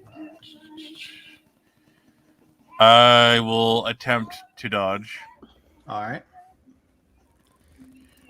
Hey, an 18. Yay! All right. Got to heal him. There we go.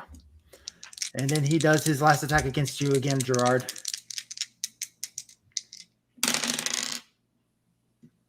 That's an extreme success. All right, so I need to roll pretty much a 1 then. Yep. Hey, would you imagine? I got a number with a 1 in it. I got a 91. Oh no! Oh, I thought it was gonna be like 11. I'm like, oh, maybe you got luck. No. The other way. It was in the other slot. You know. That's the wrong dice. Keep his dice separate. Where is it? Where's one? I need to make sure I kill you with the right dice. There it is. That is 11 points of damage to you, Gerard. Gerard is unconscious. All right. So Strahd does a quick slash against Gerard. What does dying consist of? Because that put me into some negatives. You need to make a Constitution save. Con save. Oh, that's another 91. That's a fail. You are dead. Yay. I mean, boo.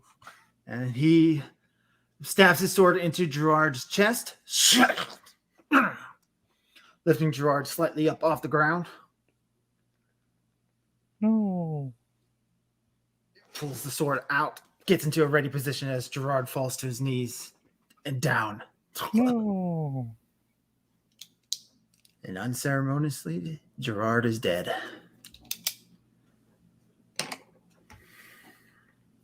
No. Matthew, it is your turn.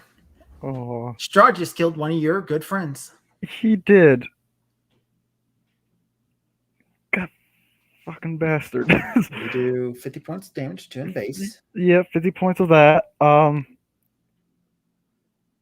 god. Daisy, focus less on fireballs, more on healing. Because we'll all need it. I'll need some healing too, because at some point. But for now, I'm killing this motherfucker. I'm shooting at him again with the pistol. Alright. God damn.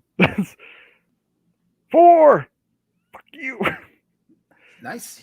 He is going to try to dodge. Yep. That was a extreme success, but yeah. All right. 94. 94. You son of a bitch. Oh my god. 19 plus 2. 21. Second shot. 6. Fuck yes. Fuck yes. All right. He's going to try it again. God damn. That's not even a success. So it's just barely out of success range. So got another shot in on him. All right. Oh, that's not as good. 11 plus 2. What's that? 13. Third and final shot. 55. That's not as good.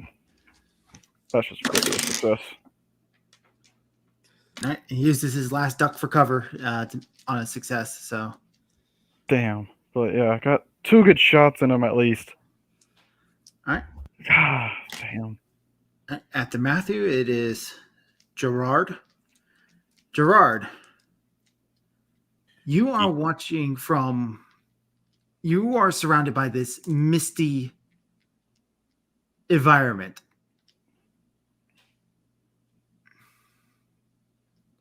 Okay. It seems like there's no features here. It's just all mist.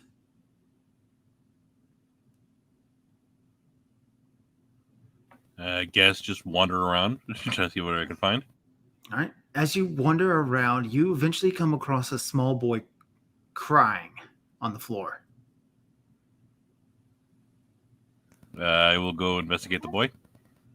All right. The boy does not stop crying. Are you all right, little one? Who are you? I'm Drod. Who are you? Travolsky. I want my mommy. I want my daddy. It's okay. We'll look for them together. All right. Kind of offer my hand. He takes it, sniffling, crying. I don't know how I got here. I don't know what this place is.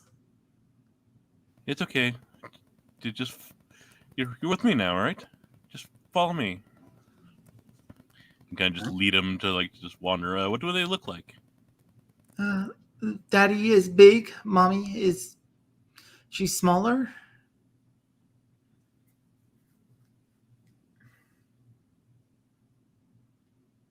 And you're gonna keep wandering with him through the mist and just trying to gently just calm him down as we walk. So as you talk with him, he tells you that he was sick, and then instead of waking up, he found himself here. I need you to make a sanity save. Huh. Even though I'm dead? All right, fine. Yeah, because there are fates worse than death. Yep, and sure enough, I fail. All right. You lose 18 points of sanity. Well, I am insane now. Totally insane. As you realize you are dead. And you are trapped here. As you start to go insane in the land of the mist. All right. Alexi, You come running down the stairs. You see Gerard dead on the ground. You see the tiger dead. You see Strahd fighting off Ismark and Periwimple. Van Richten is casting a silvery glow with a magic candle. Daisy is the one closest to you, up on the stairs. And Matthew is down in the chamber firing at Strahd with a gun. I kind of take a moment to just like process everything, and I'm like, well, no time to talk. Just I'm just gonna try to get in the way of in between Matthew and Strahd. Just run in there and join the fight. All right. It's like, okay, we're already starting.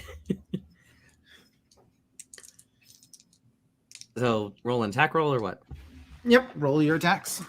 Okay, my one attack punch. That is a 55 success. All right. 55 success. He does not have any more dodges or anything, so you roll your damage. I apologize for any ringing noises you hear in the background. My new cat is zooming. Aw, You have a tag along. yeah. Yeah. Ooh, that is almost maximum. That's 7 damage. And Nice. if silver does anything, then yeah, that applies too. All right. So you come in, you give a punch, and Strahd looks down at you and just glares and goes, "You, Rahadin did not kill you." Yeah, came close. And consider our oath as broken as your ribs. Just yeah. Very well. You have spoken the words, and I shall kill you. Why'd you speak the words? I'm expecting to die at this rate. As you're the one actually, like, you know, more than likely to, you know, kill him. So I'm just. It's luck. I don't. Whatever my dice is made of, I don't know. Whatever plastic green and gray dice it is. It's made out of leprechauns. At this point, like, can we just keep rolling these percentile dice? Like, it's gonna be weird going to like the next game, and it's like, oh, my luck's just gone now. We'll find out. All right. So Ismark is going to roll up. Oh, very nice, Ismark. Yep. Ismark does 5 points of damage. It's like, please murder him more, Periwimple. I'm gonna die. Periwimple does a flat 25. How much did Ismark do? Ismark did 5 points of damage. Oh, okay. Periwimple gets 2 swings. Not to mention, if you know, I make myself more of annoyance than he doesn't kill Periwimple. Oof. Yeah, Periwimple just rolled a 7. Ooh, yes. Do it, Periwimple, kill him. Set him on fire. Oh, very nice, Periwimple. Very nice. 2, 4. 2, 4. That's 6. That makes 6. Math. He does a good 10 points of damage to him, and he gets With the the second bonus swing. die. Yeah, Oh, sweet. and then gets the second swing. That's another success. That's another 8.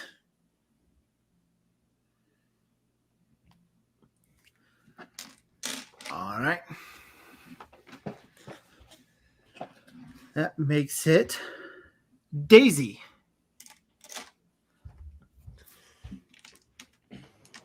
Is anyone at not full health? Alexi was badly hurt. Matthew's hurt more, but and he's definitely safer to be next to than I am. Yeah.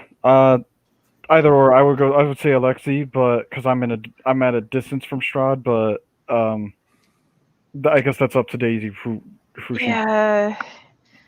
You're the one that has to live through this. So, oh, hey, I got a 1 Oh, nice. Holy shit. on medicine. Excuse me. All right. Awesome. So you're doing on Alexi? No, Or Matthew. Matthew, okay. Yeah, I'm in punching range of Strahd. Don't heal me. Don't come up here because he will make an attack at the person healing. Healer knows the basic rules of combat. Kill the doctor first. Oh, very nice, very nice. Matthew, you recovered 10. Holy crap! All right, I'm at full again. So, oh, thank you, Daisy. No problem. No problem. All right. Yeah, Daisy, you are a lifesaver. She just whips out a needle and just stitches your flesh. Combat just Yeah, I was like, yeah, just be prepared to hopefully save anyone else if they get too damaged. All right. Strahd. It's not Strahd next. It is Van Richten. As he brings up the candle and he points at Alexi with his prayer. Alexi, you get to make an extra attack. Oh, I do? Okay. Yep. I'm surprised you're not giving it to Matthew since he's the one dishing out the most damage, but okay. And punch. That is barely a success at 73. All right. So that is a hit. So you do some damage. And the reason he's not giving it to Matthew's on the other end of the chamber. He's out of his range. Oh, okay. Yeah, I figured. Or give it Just to Carrie candle, one. I don't know. Eh. And that is max damage. Nice. That is 8. Another 8. So you give him a good solid punch. Yeah, fuck you. You kill him. Like, even if I die this, like, I got to hurt Strahd, I'm good. All right. It is Strahd's turn. Strahd is going to start to switch up his tactics. First, he gets his heal.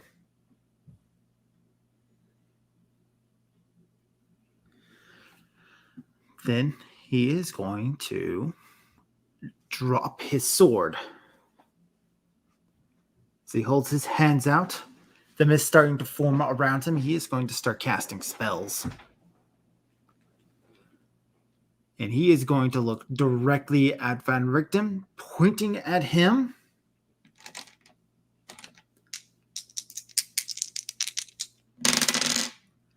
That is a success. Van Richten gets a duck for cover. That's a disadvantage on because he has a bad leg. Ugh. Van Richten will take some damage as a bolt of lightning leaps out from Strahd and strikes Van Richten. Where are all the good men gone? And where are all there it is.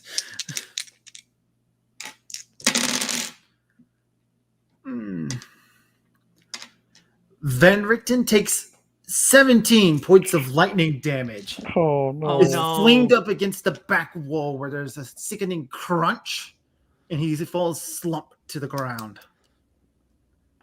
3 down. Oh, Oh, shit. oh god. Matthew. Yeah. How's Strahd looking there? He's not looking great, actually. You guys have beaten the shit out of him. And we're doing like 75 points default Oh yeah, per turn. 50. Yeah, the 50 points of medallion damage right there. Then. And then the 25 from the sword. Yeah. That's yeah. All right. So the 50 points from the medallion. This time I'm gonna pull out the shotgun,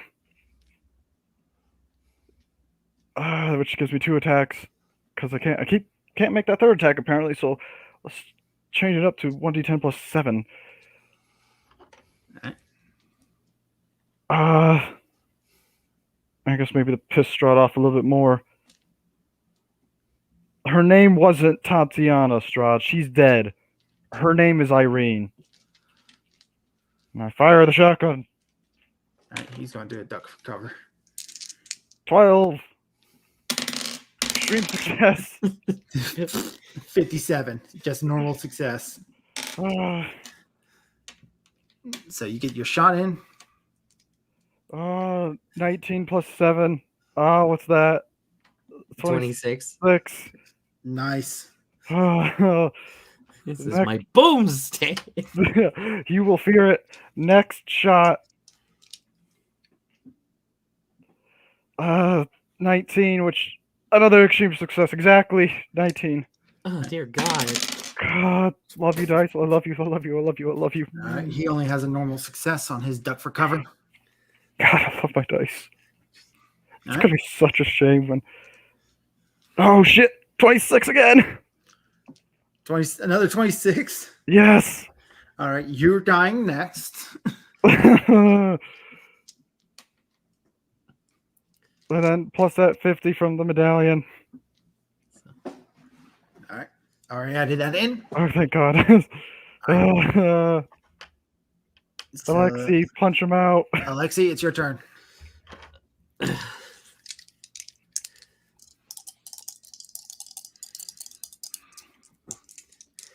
And that is a success, 56. Success 56. He is going to try to do a fight back against you. He dropped his sword, so I don't have to worry about that. Yeah, but he's got claws. He's got True. vampire claws. It's just a normal success, so yours overrides. Okay. Punch at 5 damage. All right, another 5. All right. Ismark. He's smart. Kill him. Do it. Ooh, Ismark rolled an 11. Yes. It's a hard success, not an extreme, but it's damage. He does another 6. Periwimple does a base 25. As he makes his attack. That is a miss. That is also a miss. So 2 swifts. Oh, come on, man. From Periwimple. Oh. Daisy, you start to hear a whisper in your ear from the mist. Oh. That What? Heart of Sorrow seems to be giving you trouble fighting him, my dear.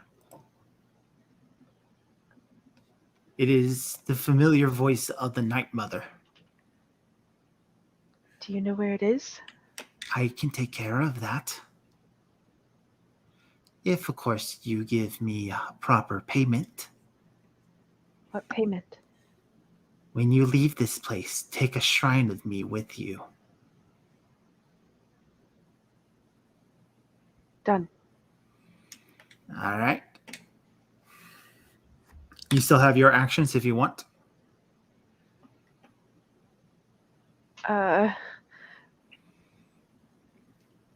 Is anyone okay? So let's see. How is Periwimple's health? Periwimple's fine. Yeah, Okay. The only people hurt are me and was Matthew. Yeah, I got. Well, I don't think I could go over HP, so I'm at max. My max. Yeah, so only Alexi is hurt. How much is it a D3 for the invisibility spell too? Yes. 4. There we go. Okay. 1 Alright. magic point to cast invisibility so I can get in close to Alexi and try to Alright. heal him. All right, so you can turn invisible. As you start to move around the battlefield, invisible to get close to Alexi. So you'll be able to heal Alexi next turn. Okay. All right. That was Daisy. Van Richten's dead. The tiger is dead. Strahd rushes you, Matthew. Almost like he became part of the mist for a brief second. He is going to make a grapple against you. Was that strength then? Yep. All right. Ooh, 13. 3. Shit. So he Yeah. grabs you, pulls your head back, goes to bite right into your neck. Do I get to do anything against that one or no? You do try to. You can't do a dodge because he's got you grappled. You do get a fight back. Fight back. Okay. Dice. Headbutt him. Just Yeah, dice, don't fail me now. Don't fail me now. 2! yay! It did not fail me. All right. Oh shit! So Strahd goes in. You manage to get like, for the sake of how cool it would be, you get your shotgun up in his mouth. Oh, all right. Suck on this, you vampire. Oh, do I actually shoot, or is it just the? Yeah, you gun? fight back. You fight Oh. back. Okay. One was it? 1d10 plus 7. 16. All right. Big portion of Strahd's head just goes flying up into the air as he goes flying back. He breaks his grapple with you. Okay. Say a one-liner. Do it. Oh God, I don't know what I already said the one-liner with. Oh, fuck. And her name was Esmeralda. All right. So you see Strahd kind of like his wound starting to close back up as he pushes himself back up off the ground. He no longer looks human. His face has taken on a very bat and wolf-like function. His fingers have turned into these long, sharp claws, elongated fingernails, just fangs all sprawled out of his teeth. He has become a full monster.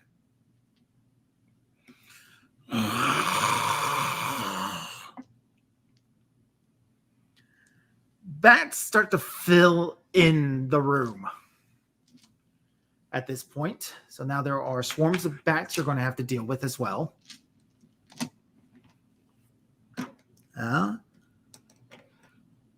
From up above, you hear some sort of great shaking. What sounds like distant screams. And it sounds like something large and glass has hit and shattered against a floor somewhere above you.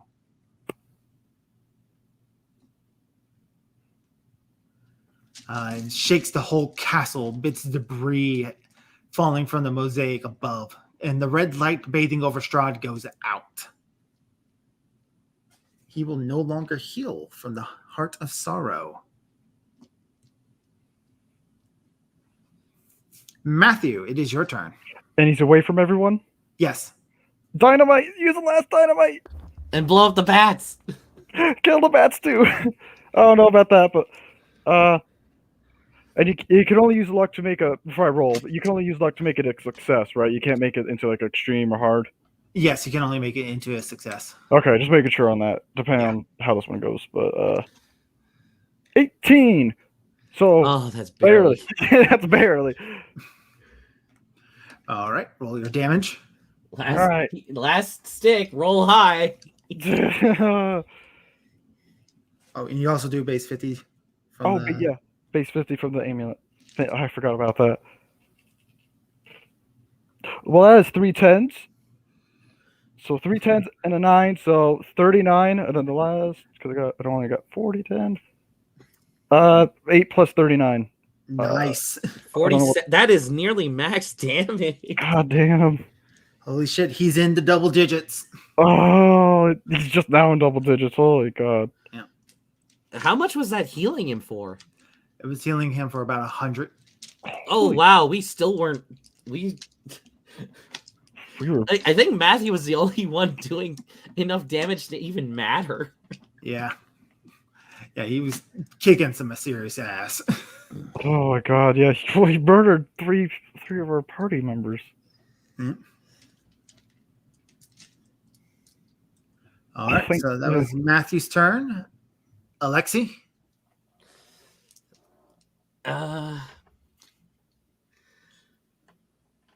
Let's see. Well, it's all the bats died, by the way, from that. Just Oh, okay. yeah, they were swarming around Strahd and just boom. Yeah, there's no way I'm going to justify even like 3 swarms of bats surviving that. Bad iguana failed them. It's backfired. They're filled with it. It was Strahd's ultimate plan. He was going to use them as mini explosives. Backfired. well. I guess it's safe to punch him now because that's really all I can do. Yep. That is a regular success, 59. A 59. He does get a dodge. Actually, he'll use a fight back. That is a 24. Oh, fuck. So as you come at him, he's going to rake you with those claws of his. It'll be the first time. Where Come is it? on, Les. He gets his bonus damage. He does a solid 10 points of slashing damage to you. I am at -1. Roll a Constitution. Oh God. God, succeed, please succeed, please succeed. Constitution's my second best stat, so I'm optimistic.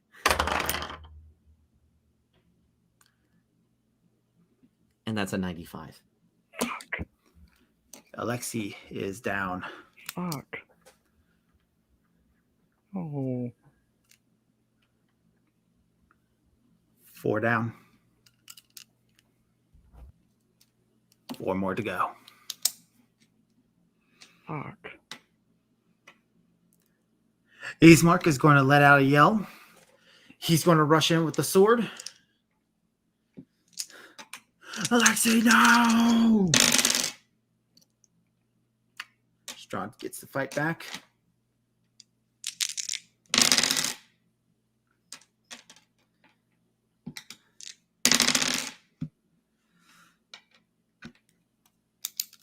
Five down. 3 more to go. Fuck. Periwimple does a base 25. No! Miss Daisy, where are you? Focus. Kill Strahd, Periwimple. Focus on Strahd. I say tears going down my face. Fuck. God damn. Periwimple moves in. Sword. Strahd gets his fight back. He failed on that one. Periwimple is going in.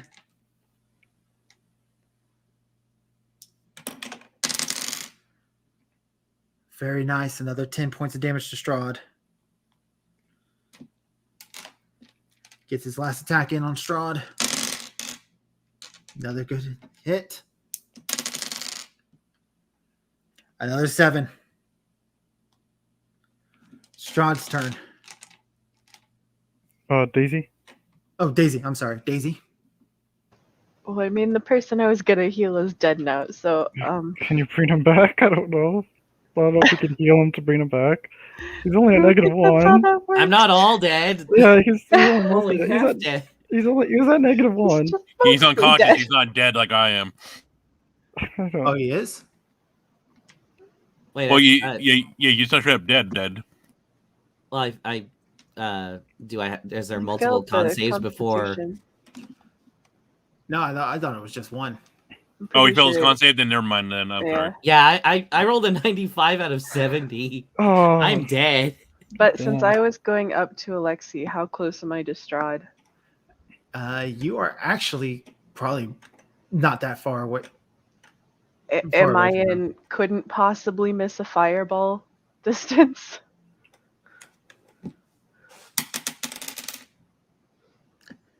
It would have to be incredibly bad if it was missing a fireball. So, no, we're going to say not. Okay. Like, you can just, like, form it in your hands and just smash it up against his head. Okay, that's 1 magic point then. And so I don't need to roll throw. No, you don't need to roll throw. Okay, that was my last magic point too, by the way. Oh God.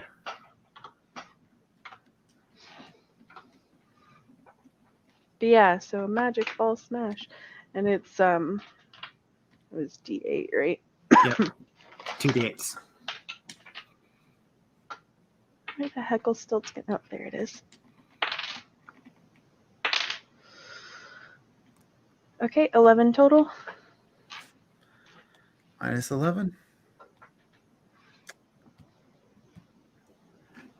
As Daisy brings the fireball down on Strahd's head, his body goes up a light, Strahd collapsing down to his knees. Between the light from Periwimple's sword and Matthew's amulet, Strahd's body begins to burn and burn and burn away, leaving nothing but this vestige of a misty soul that begins to retreat back away from the fight. You have killed Strahd's physical form.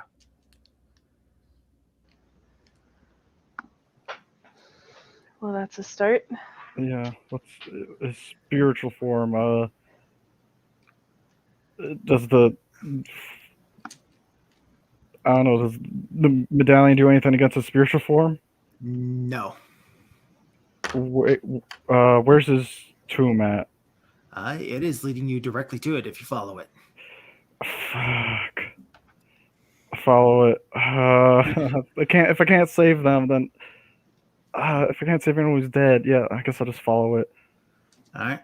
Angrily finish this. Cause yeah, god damn it, I want to save them. I'm gonna stay behind and go up to Alexei and Gerard. Night Mother, is there anything you can do about this? The cost will be great, child. And what is the cost?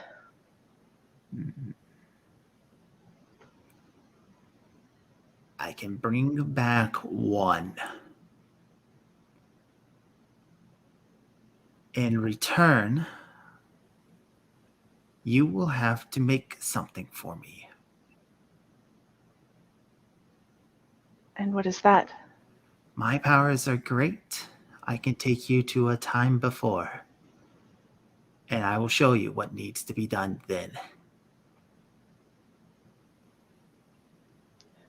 Will it hurt anyone? Yes.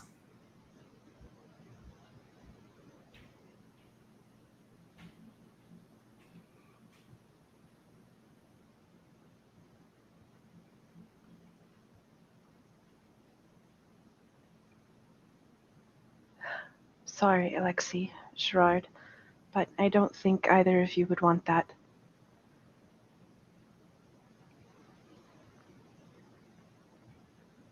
There's no deal this time, Night Mother. And I'll follow after Matthew. Then the loop is broken. And you follow after Matthew.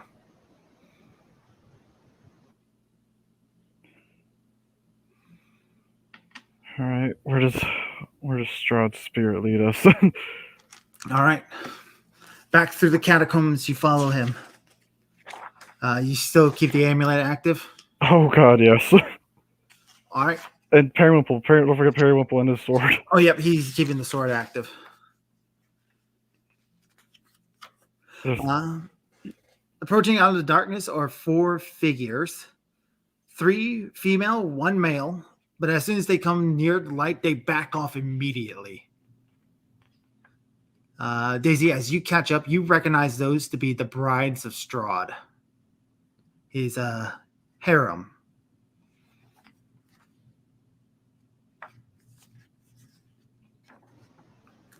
They're vampires, Matthew. Your amulet should make quick work of them. Alright, yeah, I'll shine the amulet at them when they get near All right. They are not making the mistake of getting near at all. or yeah, just die. Yep. Mildly disappointed microwave noises. Mildly, yeah. All right. Black marble steps descend to the dark tomb that has a vaulted ceiling 30 feet overhead. The essence of evil permeates the very air. The smell of freshly turned earth is here. Settled into the dirt on the floor is a shining black coffin of finely waxed wood. The coffin's fittings are of brilliant brass, and the lid is closed.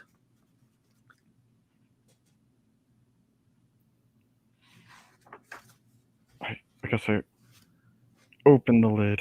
All right. You and Periwinkle together with your strength combined open up the lid, and you can see the spiritual form of Strahd. Laying there, arms crossed over his chest. slowly regaining a physical form. For all those who have died here, for Gerard, for Alexei, for the people I called friends, I'm sending you off straight to hell, you son of a bitch. Periwinkle will hand you the sun sword. Oh god, he's handing me the sun sword. Alright. All right. As you take it, the feeling of wrath, vengeance, anger, hatred, and justice fill and flow through you. Sergi almost feels like Sergi is holding the sword with you at the same time. Well, let's take him down together. All right. Plunge the sword in his heart. All right. You take the sword, you plunge it down deep into the heart. It goes. Strahd's eyes flash open as he charges up towards you, grabbing you by the collar, letting out this long, dreadful, deadful, rasping cough. Slowly, his monstrous forms fade away, leaving him the man that he is. As he looks up at you, staring at you in the eyes, shaking slowly before loosening the grip, and you see overwashing him the feeling of relief. Strahd collapses to dust before you, finally at rest.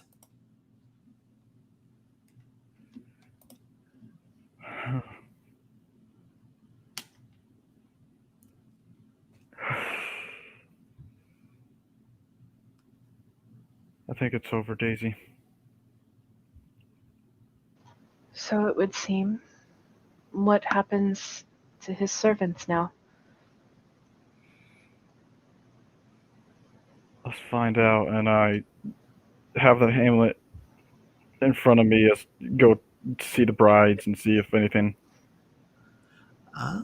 if they're dead or not, because they probably got They turned are off. not dead. They are screaming, twisting in agony. Just the three women, however. The male has disappeared. I bring the medallion up towards them to vanquish them permanently. And While they're away they burn away.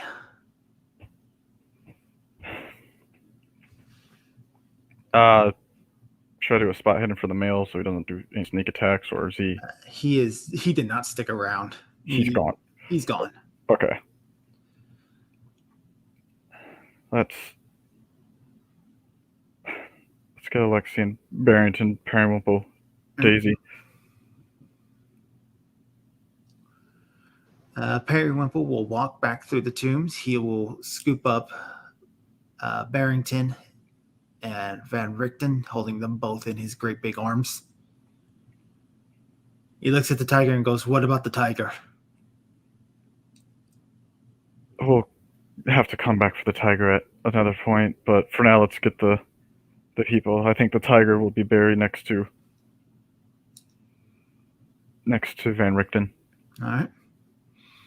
God, I pick up Alexei, and God, there's nothing I can do. I'll pick him up. Fuck. And I guess I'll silently praying to myself that what Strahd said about Esmeralda is not true. All right. All throughout the castle, there are cheers and laughter, sounds of mourning of friends and family lost. The deathly screams of vampires as they twist and turn and ravage other dark servants, traitors, scum, mortal servants. Vistani still on the run. A number of people are getting out of the castle now that the fighting is over. They do not want to be in this place that is stained with evil. As the bodies are lined up, among them, Sir Godfrey, Renaud, Van Richten, Esmeralda, Ismark, which Irene will bawl at.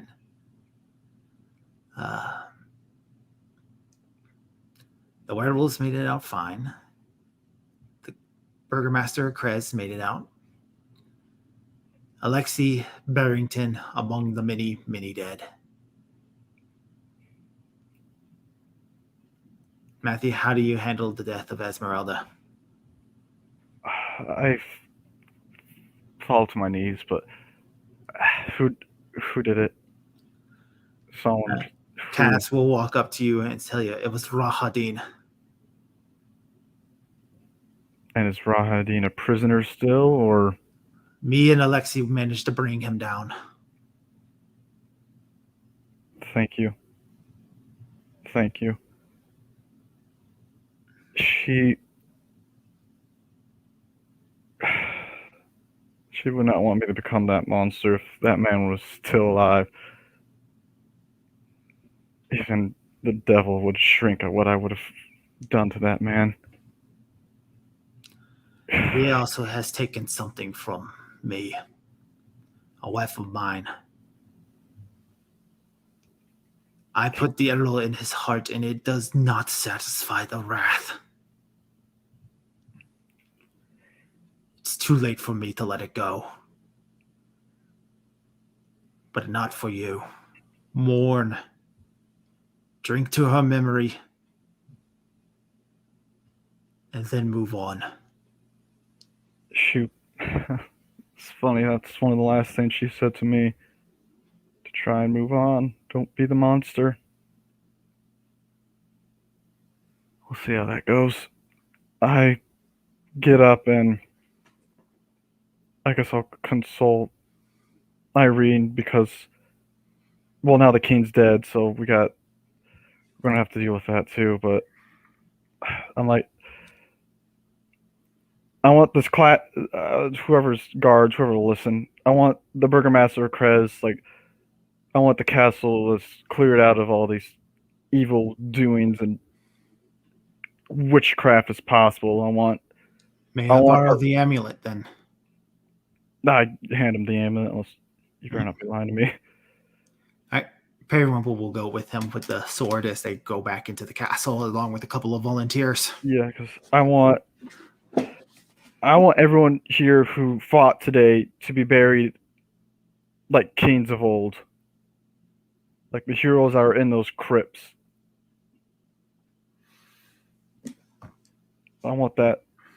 All of the evil to be purged and this land to be good again. That's what Ismark would have wanted. That's what Van Richten, Esmeralda, that's what they all would have wanted. A number of the Order of the Silver Dragon, they ride past carrying some sort of coffer between them. About 6 of them around it, like an honor guard. Is that the dragon skull, I assume? One of the orders that stayed behind tells you, yes, they found the pole of bones and managed to capture the dragon skull. What becomes of it now? They will return it to its resting place. Good.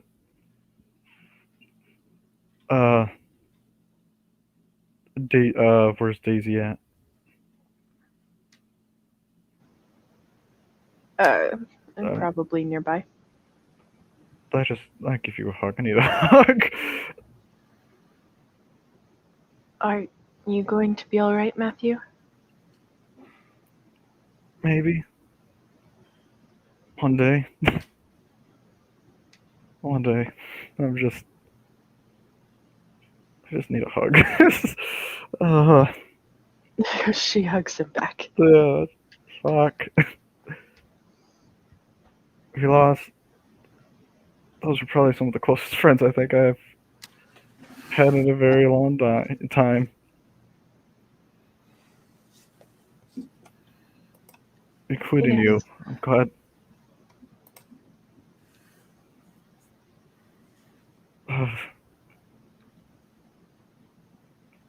What is Irene? Because I feel bad for her too. Irene joins in on this hug. Yeah, join in on the group hug. 2 identical people and one batshit crazy man with a fedora. All giving each other hugs. We need to gather the lords too of Barovia. We can't let this alliance fall apart. Ismark wouldn't want that. He wanted to keep everyone together. We need to have a plan for who we will suggest as ruler. Might I suggest that it might be time Barovia had a queen? Looking at Irene. Irene kind of looks down and goes, I am capable of rule. My father trained me. Is that what you want?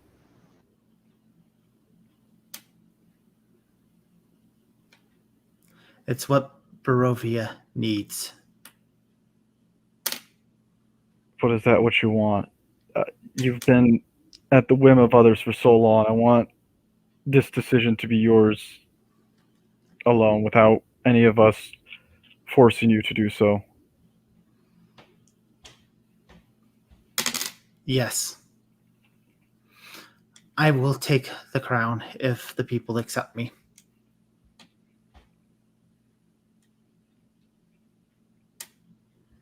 All right. Bursting from the west, from about the point where Argynvostholt would be, is this brilliant line of silver jutting up from the ground into the sky, piercing the cloud overcast. You hear this massive roaring sound. As the clouds begin to part, sunlight filtering down and floating down out of the clouds, this spectral dragon, large, silver, and beautiful, begins to fly around and over the valley, quickly scattering out and among it. The clouds being pushed away, and wherever its shadow falls, these brilliant purple flowers begin to bloom and blossom.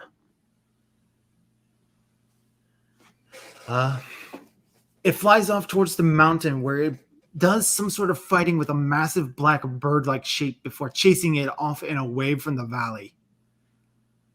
It seems to fly over top of Ravenloft and back over Argynvostholt.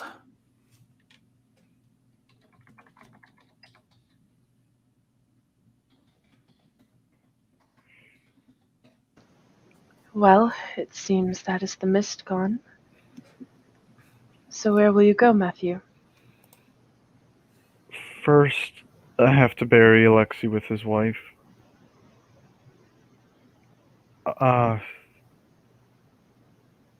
After that, I have no idea. Probably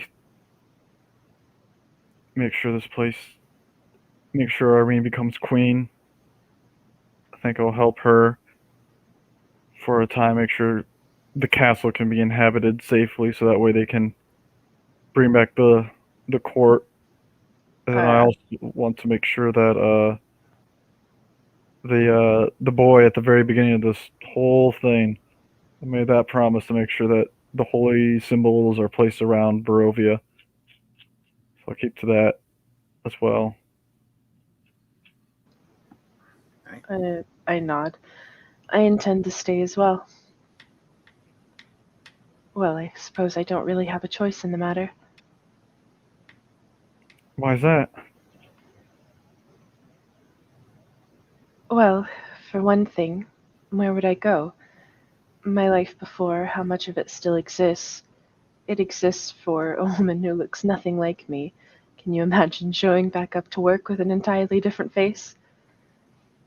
But besides that, there was something healing Strahd, and I made a deal to have it destroyed. That's why the red symbol went away over his... But the exact wording was when I leave Barovia, so if I do not... Then you don't have to fulfill the end of the bargain. Exactly. Clever. You've always been clever. Thank you, Matthew. Well, I guess even though we are technically free of the mist, we are both staying to help for a time at least. Yes, for a time. I'm sure Irene will appreciate your help. Irene's gonna give a quick glance at you, Daisy, like, what?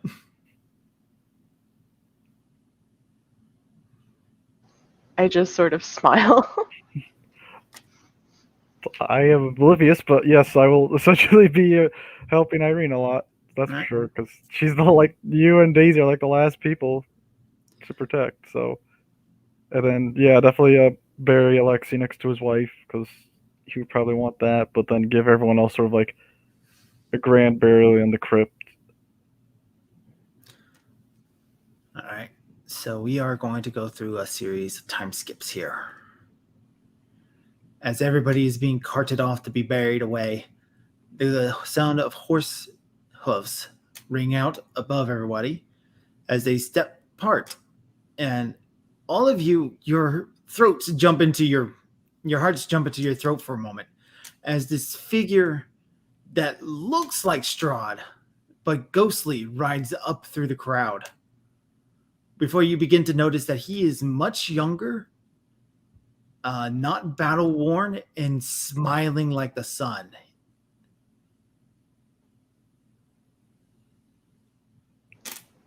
Are you Sergey? I am Sergey. My soul is finally free and at rest. He jets down off the spectral horse and he bows down, taking your hand, Daisy. Thank you, my dear, my lovely dear. Thank you so much. And he moves over to Matthew, taking the hem of your coat as well. Brave sir, thank you. Thank you. There's no need, as long as you and everyone else who died here are now free to be at rest. That's good enough for me. My friends to the fallen, thank you. Thank you, you beautiful, wonderful people of Barovia. He turns to look at Irene. Tatiana, my dear. Irene he lets out brightly, Sergey! She runs up to him, the two embracing. But as Sergey steps back, almost like a ghostly visage comes out of Irene as she stumbles, shaking her head. Another almost identical ghostly copy in Sergey's arm, but dressed in a much finer, older ball gown. As the two embrace. There's 3 identical people. Sorry. Sergey props Tatiana's spirit up on his horse as he takes the reins and he looks at you all and goes, my friends, my family, I wish you well for the future. May the Morning Lord's blessing shine on you always. In which he mounts the horse and he rides off legitimately up into the sky, ascending in a way. This reminds me of the Haunted Mansion movie, how that ends with the Eddie Murphy one. Does anyone remember that movie? Yes. Yeah, reminds me of that. I like that movie. That's a good movie. I like the ending too, where they're dancing, the ghosts, and they go up to heaven. I like that. Sorry. All right. Daisy and Matthew. Shortly after this, you two are having a private funeral for Alexi and Gerard. Gerard and Alexi, is there anything your ghost would like to say to them? Don't know as much I can say. I'm, currently insane and You are free from that. okay, good. Bibble. Bibbly bibble. Exactly. Yeah, the Steve Carroll and the Evan Almighty, just No. And my tiny nipples went to France. yeah, eventually you will say, well, I did expect this to happen. Long as I did fail on my mission, though, to save all 3 of you. So I'm glad at least 2 of you were able to make it. And he kind of will look to Van Richten. Van Richten, can you give it to them? I could tell them where it's hidden. And he tells you about a notebook that Gerard has written and hid in his tower. There's not much of it in the first couple of pages, but the last of it, I fully expected this was the outcome for me, so I penned my will in the back of the book. Those of you, whoever wants it, take it. And you can have the wealth I have, the ill-gotten wealth I've collected over all my years of being a con man. Also in the back of that book is a list of names of all the people I've wronged. Should any of you want to leave, see to it that some of my wealth goes to fixing the lives I've ruined.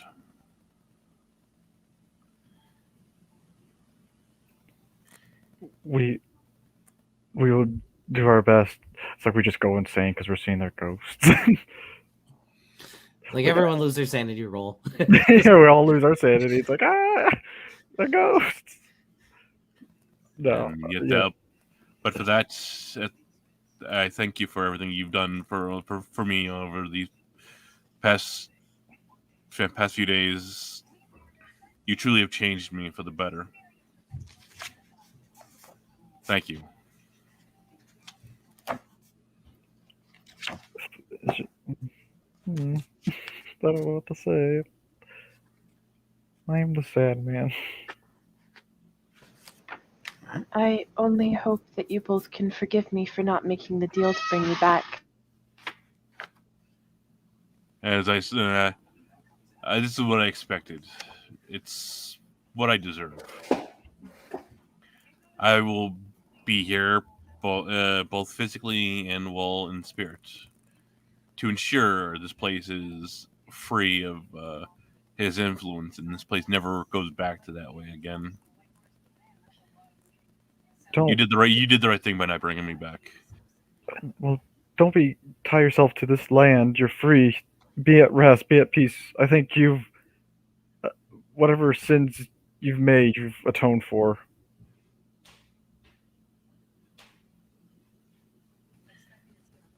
Somebody has to watch over this place to ensure he doesn't come back.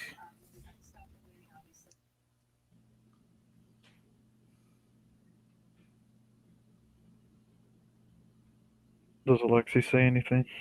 I was waiting for. I just didn't want to interrupt. Yeah. So yeah, he'll reside back to his. So letting Alexi can. Yeah. I don't know. I don't know when you guys end or ghost. I'm an emotional wreck right now. Like I just slam my hand on Matthew's back, just like you did it. I couldn't be happier. But yeah, I'm sorry about Esmeralda. You did the right thing and avenged her, which is all you could do. You don't feel guilty or anything. Just thank you. Just thank you both for being my friends. And I'm glad to have met all of you. And Barovia's at peace. My wife has been laid to rest. And the Vistani have a shot at redemption given, or it's like, they demonstrated that in front of half of Barovia. So thanks to you. I wouldn't really want this any other way. But so I guess thank you. And yeah. And I'm glad you didn't bring me back. There was not really much else. There's not really much to return to back home.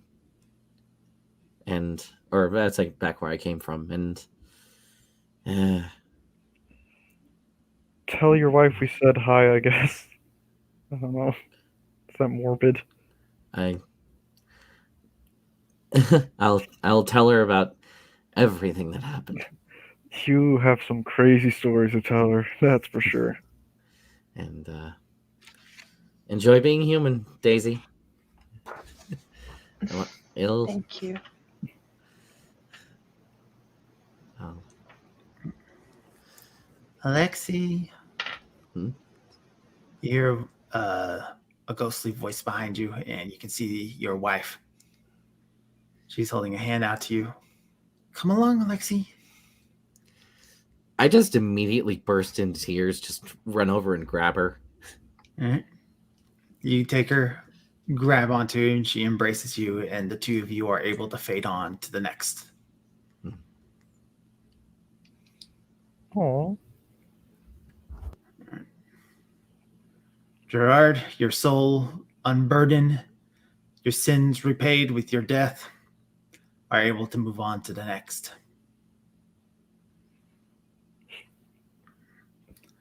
Great deal.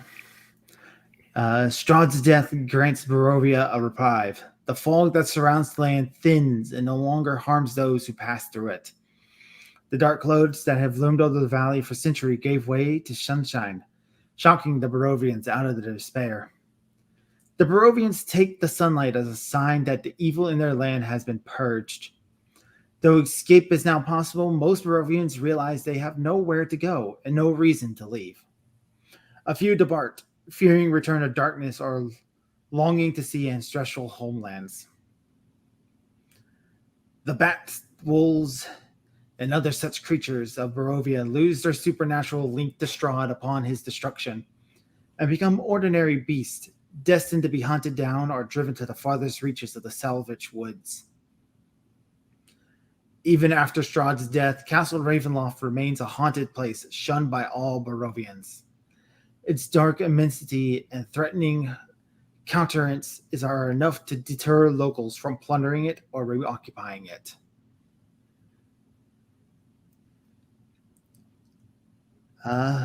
Irene rises to become the first queen of Barovia. Eventually, she approaches you, Matthew, and she, in an embarrassing tone, tells you, Matthew, I find you attractive. Oh. How long is this into the, I guess, time for reference? Few weeks. Oh, a few weeks. Yeah.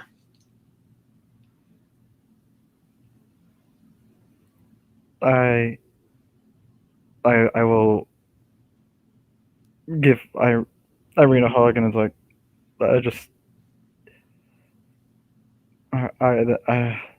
I'll stay then. So I guess I have a reason to stay, and I'll just keep her close then, because I know that's probably what Esmeralda would have wanted. Is she would have wanted me to move on as well. She didn't, based on her last words to me. So I'll do that then, because I do feel protective of Irene, that's for sure. So I can see. Irene, over your shoulder, Matthew, she looks over at Daisy, who if Daisy accepts, Irene wants to make you her lady in waiting. Of course, I would be honored. She looks over at you, gives you a wink and a thumbs up. Yay. All right. Fearing the Barovians might kill them for being spies and collaborators, the Vizani pack up their wagons and leave the valley with great haste. The Barovians are happy to see them go. All right. No changes after what happened from the battle? Yeah. Like, that's pretty important. The Vistani did not help during the battle. They just got out of the way. It's something. Mm-hmm. I mean, Yeah, I think we would probably extend at least, because again, I would probably be helping Irene with all being a queen and everything, but so you send a hand out to Madame Eva? Yeah, because she's the one who helped us with everything too. So like maybe extend a hand out to her for negotiations and such, and And as Oh. far as the people go, we can always, go the honoring the memory of the hero Alexei Borakov route, Mhm. Yeah. Madam Eva kind of looks at the you, Matthew, and Daisy. I'm assuming both of you are there to talk to her. And she shakes her head. And she goes, "We may see each other sooner than you will like. But for now, we must be out of the valley. Besides, we are the traveling people. We do not stay in one place for long, and almost 500 years of consistent visiting to the valley has kind of stained of that reputation. Besides, the new queen would not like one last blood relative of Strahd here in the valley." You're a blood relative? "Strahd is my half-brother. Was my half-brother." And you knew his soul was in torment, so you made sure we would help put it to rest? "I have been sending adventurers up against him for 500 years.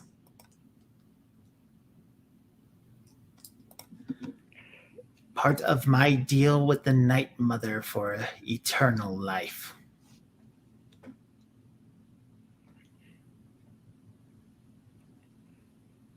That is interesting to know then. Hopefully, Barovia will be at peace now for a very, very long time. But if it ever should darkness ever rise again, I hope you are there to help adventurers again. Perhaps. I doubt I will be gone long. Why is that? She will hand you a small envelope, which seems to be filled with something, and she goes, "We will see each other soon." Do I open it now, or do you want me to wait to open it? She does not answer that.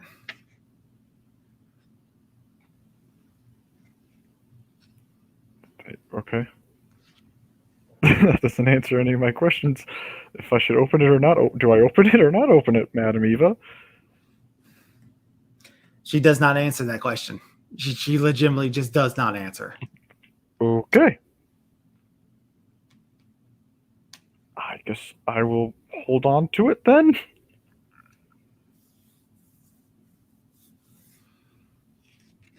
If that's a good thing or not, I don't know.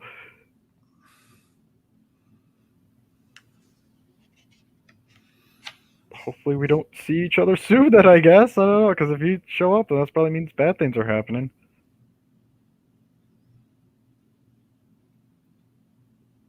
Oh, for goodness sake, Matthew. Daisy takes the envelope and opens it. Oh, God. All right. So, inside the envelope are 4 cards.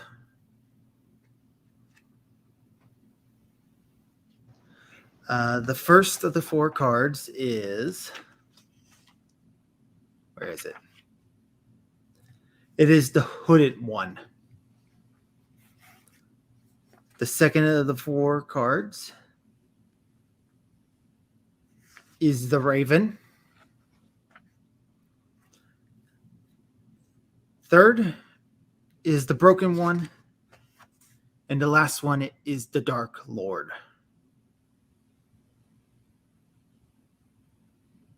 Who is the third one? The third one is the Yeah. Broken One. The broken. Okay, sorry. My brain thought you said hooded one again. Like, wait, what? And what do these mean? Evil. Evil. Hope. The Master returns.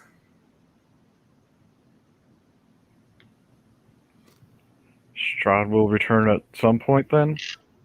Looking at the cards, you recognize that hooded one looks incredibly familiar. I'll allow you to roll an intelligence.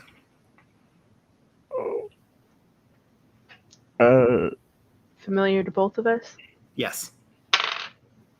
I got a 1, so. Yeah. It looks remarkably like that wizard in the Amber Temple you met. Okay. The hooded one, he's that man from the temple. That is correct. And he is going to bring back Strahd? In a manner of speaking. The Dark Ones do not like losing their toys.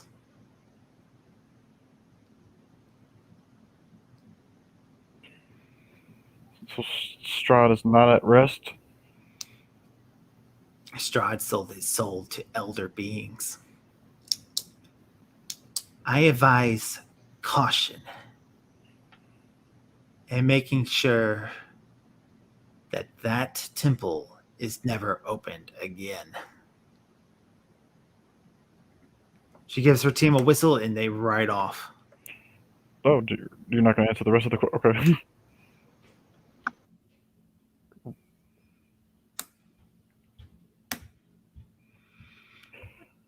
We should probably ask this Order of the Silver Flame to guard the temple. Order of the Silver Dragon. Also, Order of the Silver Dragon to guard the temple once again. Unfortunately, not a single member of the Order of the Silver Dragon can be found, but their armor seems to be scattered everywhere. They have finally found their peace. And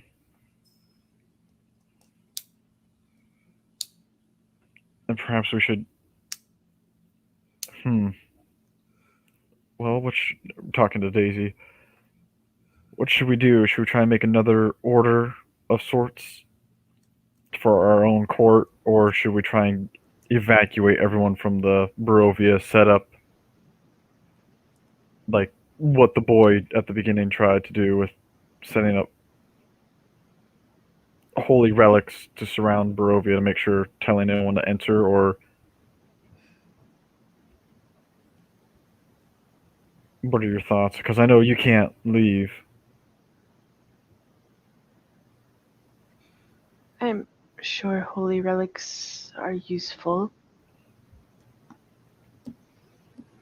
Because if we can get our own order of not just like the Silver Dragon, but like our own knights, an order dedicated to keep everyone away from the temple. We can destroy the bridge, set up the guard tower again, make sure no one's actually in the temple, but keep everyone away from it. And then we can start rebuilding like the church and Krez. We can get better defenses for if or when if Strahd should return. Or we can try and get as many people out as possible. Yes, that all seems sensible. Well, not getting people out, I mean, but preparing for the future, keeping people out of the temple. Okay. So then that's what we'll do then. We'll focus on defensives, getting good portions, have like a standing army and maybe even a militia that will. Oh yeah, because Ismark's dead, so he's not going to go slay the werewolves. We'll definitely have the werewolves on our side because of the pact we made with them. True. So the werewolves will help. We have allies as long as we keep the alliance together of whoever's left, like the elves. Give them a portion of the land so that way they can also grow the kingdom for as long as they can, or the forest. See if they can teach us their ways to help us be better as well. These discussions probably will go on for a while. This is not going to be an instant fix. Oh no. The last like 5 minutes we got. Oh god, no. This is all like, all right, this is plans for the future. You could go back to time stuff now. This is all like, all right, our plans to bunker up Barovia once again and make Barovia great again, essentially. Just turn Barovia into Switzerland, but for evil. but for good now that we have control of it. Queen Irene and then Lady in Waiting Daisy and bodyguard and potential suitor Matthew. I don't know. As these discussions between Matthew and Daisy go back and forth, we return back to a lonely train station miles outside of Barovia. Village people from surrounding smaller village, not part of any particular country or kingdom, gather as the train pulls in carrying supplies. Stepping off the train are two handmaidens made entirely out of porcelain and gear. Both of them take two suitcases and load them up onto a carriage. Stepping out of the train into the carriage, a large hulking figure covered in black robes and wearing a porcelain mask climbs in. And they slowly start to make their way into Barovia to collect certain papers hidden within a small graveyard. And that is where the game ends. Ooh. Oh, fuck. I was involved somehow. Ooh. I was gonna say, so you were working for the doll factory. I don't, like, I was working in a big old factory. We were never specific on what factory I worked at. Yeah, we did that. I did it on purpose. And that is the end of the Curse of Strahd. Oh my goodness. Barovia is safe again. Matthew doesn't get with Esmeralda, but he might get with Irene, so he'll become King Matthew. God damn it, Alexi and Gerard are dead. Fuck. It's okay. It's a Call of Cthulhu game. That was sad. Yeah, but that was sad. I was not expecting the end with the wife. That was good. That was like, that hit me in the feels. Yeah, I had to do something sweet. That is it. We have finished the campaign. Yay. Yay. So what did you guys think of it? What That was great. I loved it. That was so much fun. It's been forever since I've like played any role playing games, and being a player, it's just so much fun. I really enjoyed it. I'll try and get more in character next time, but yeah, this even regardless, this was so much fun. I thought you were fine. I was the one who was least in character half the time. I don't know, because I mean, I don't know. Sometimes I think I was more in character in the beginning, but then I just sort of just slowly like I even said it at some point. Like, even though I'm not losing sanity, I feel like my character's going insane a little bit, or is on edge. But regardless, it was still so much fun. I should have said burn those fucking things. I'm such an idiot.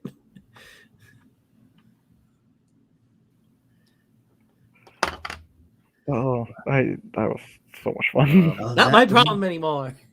It brings us to the end, the final end of the Curse of Strahd. Thank you, absolutely thank you to the wonderful, beautiful Court of Crows. It's always wonderful to get to perform you. And thank you, Hex Harper, Blue, Amish, and Nick. And the dice. Thank my fucking dice. Oh yeah, bless your Jesus dice. with you. God, I'll wait until after. I'll show off the dice after. Just thank you, the dice, but God. All right, and that will do it for us this time. Next time we meet up, we're going to be playing some Dungeons & Dragons 5th edition and setting up our new campaign. So join us for session 0 of the Pirate Crows. Yeah. And that will do it from us. So from Dr. Crow to all of you, I say good night and goodbye.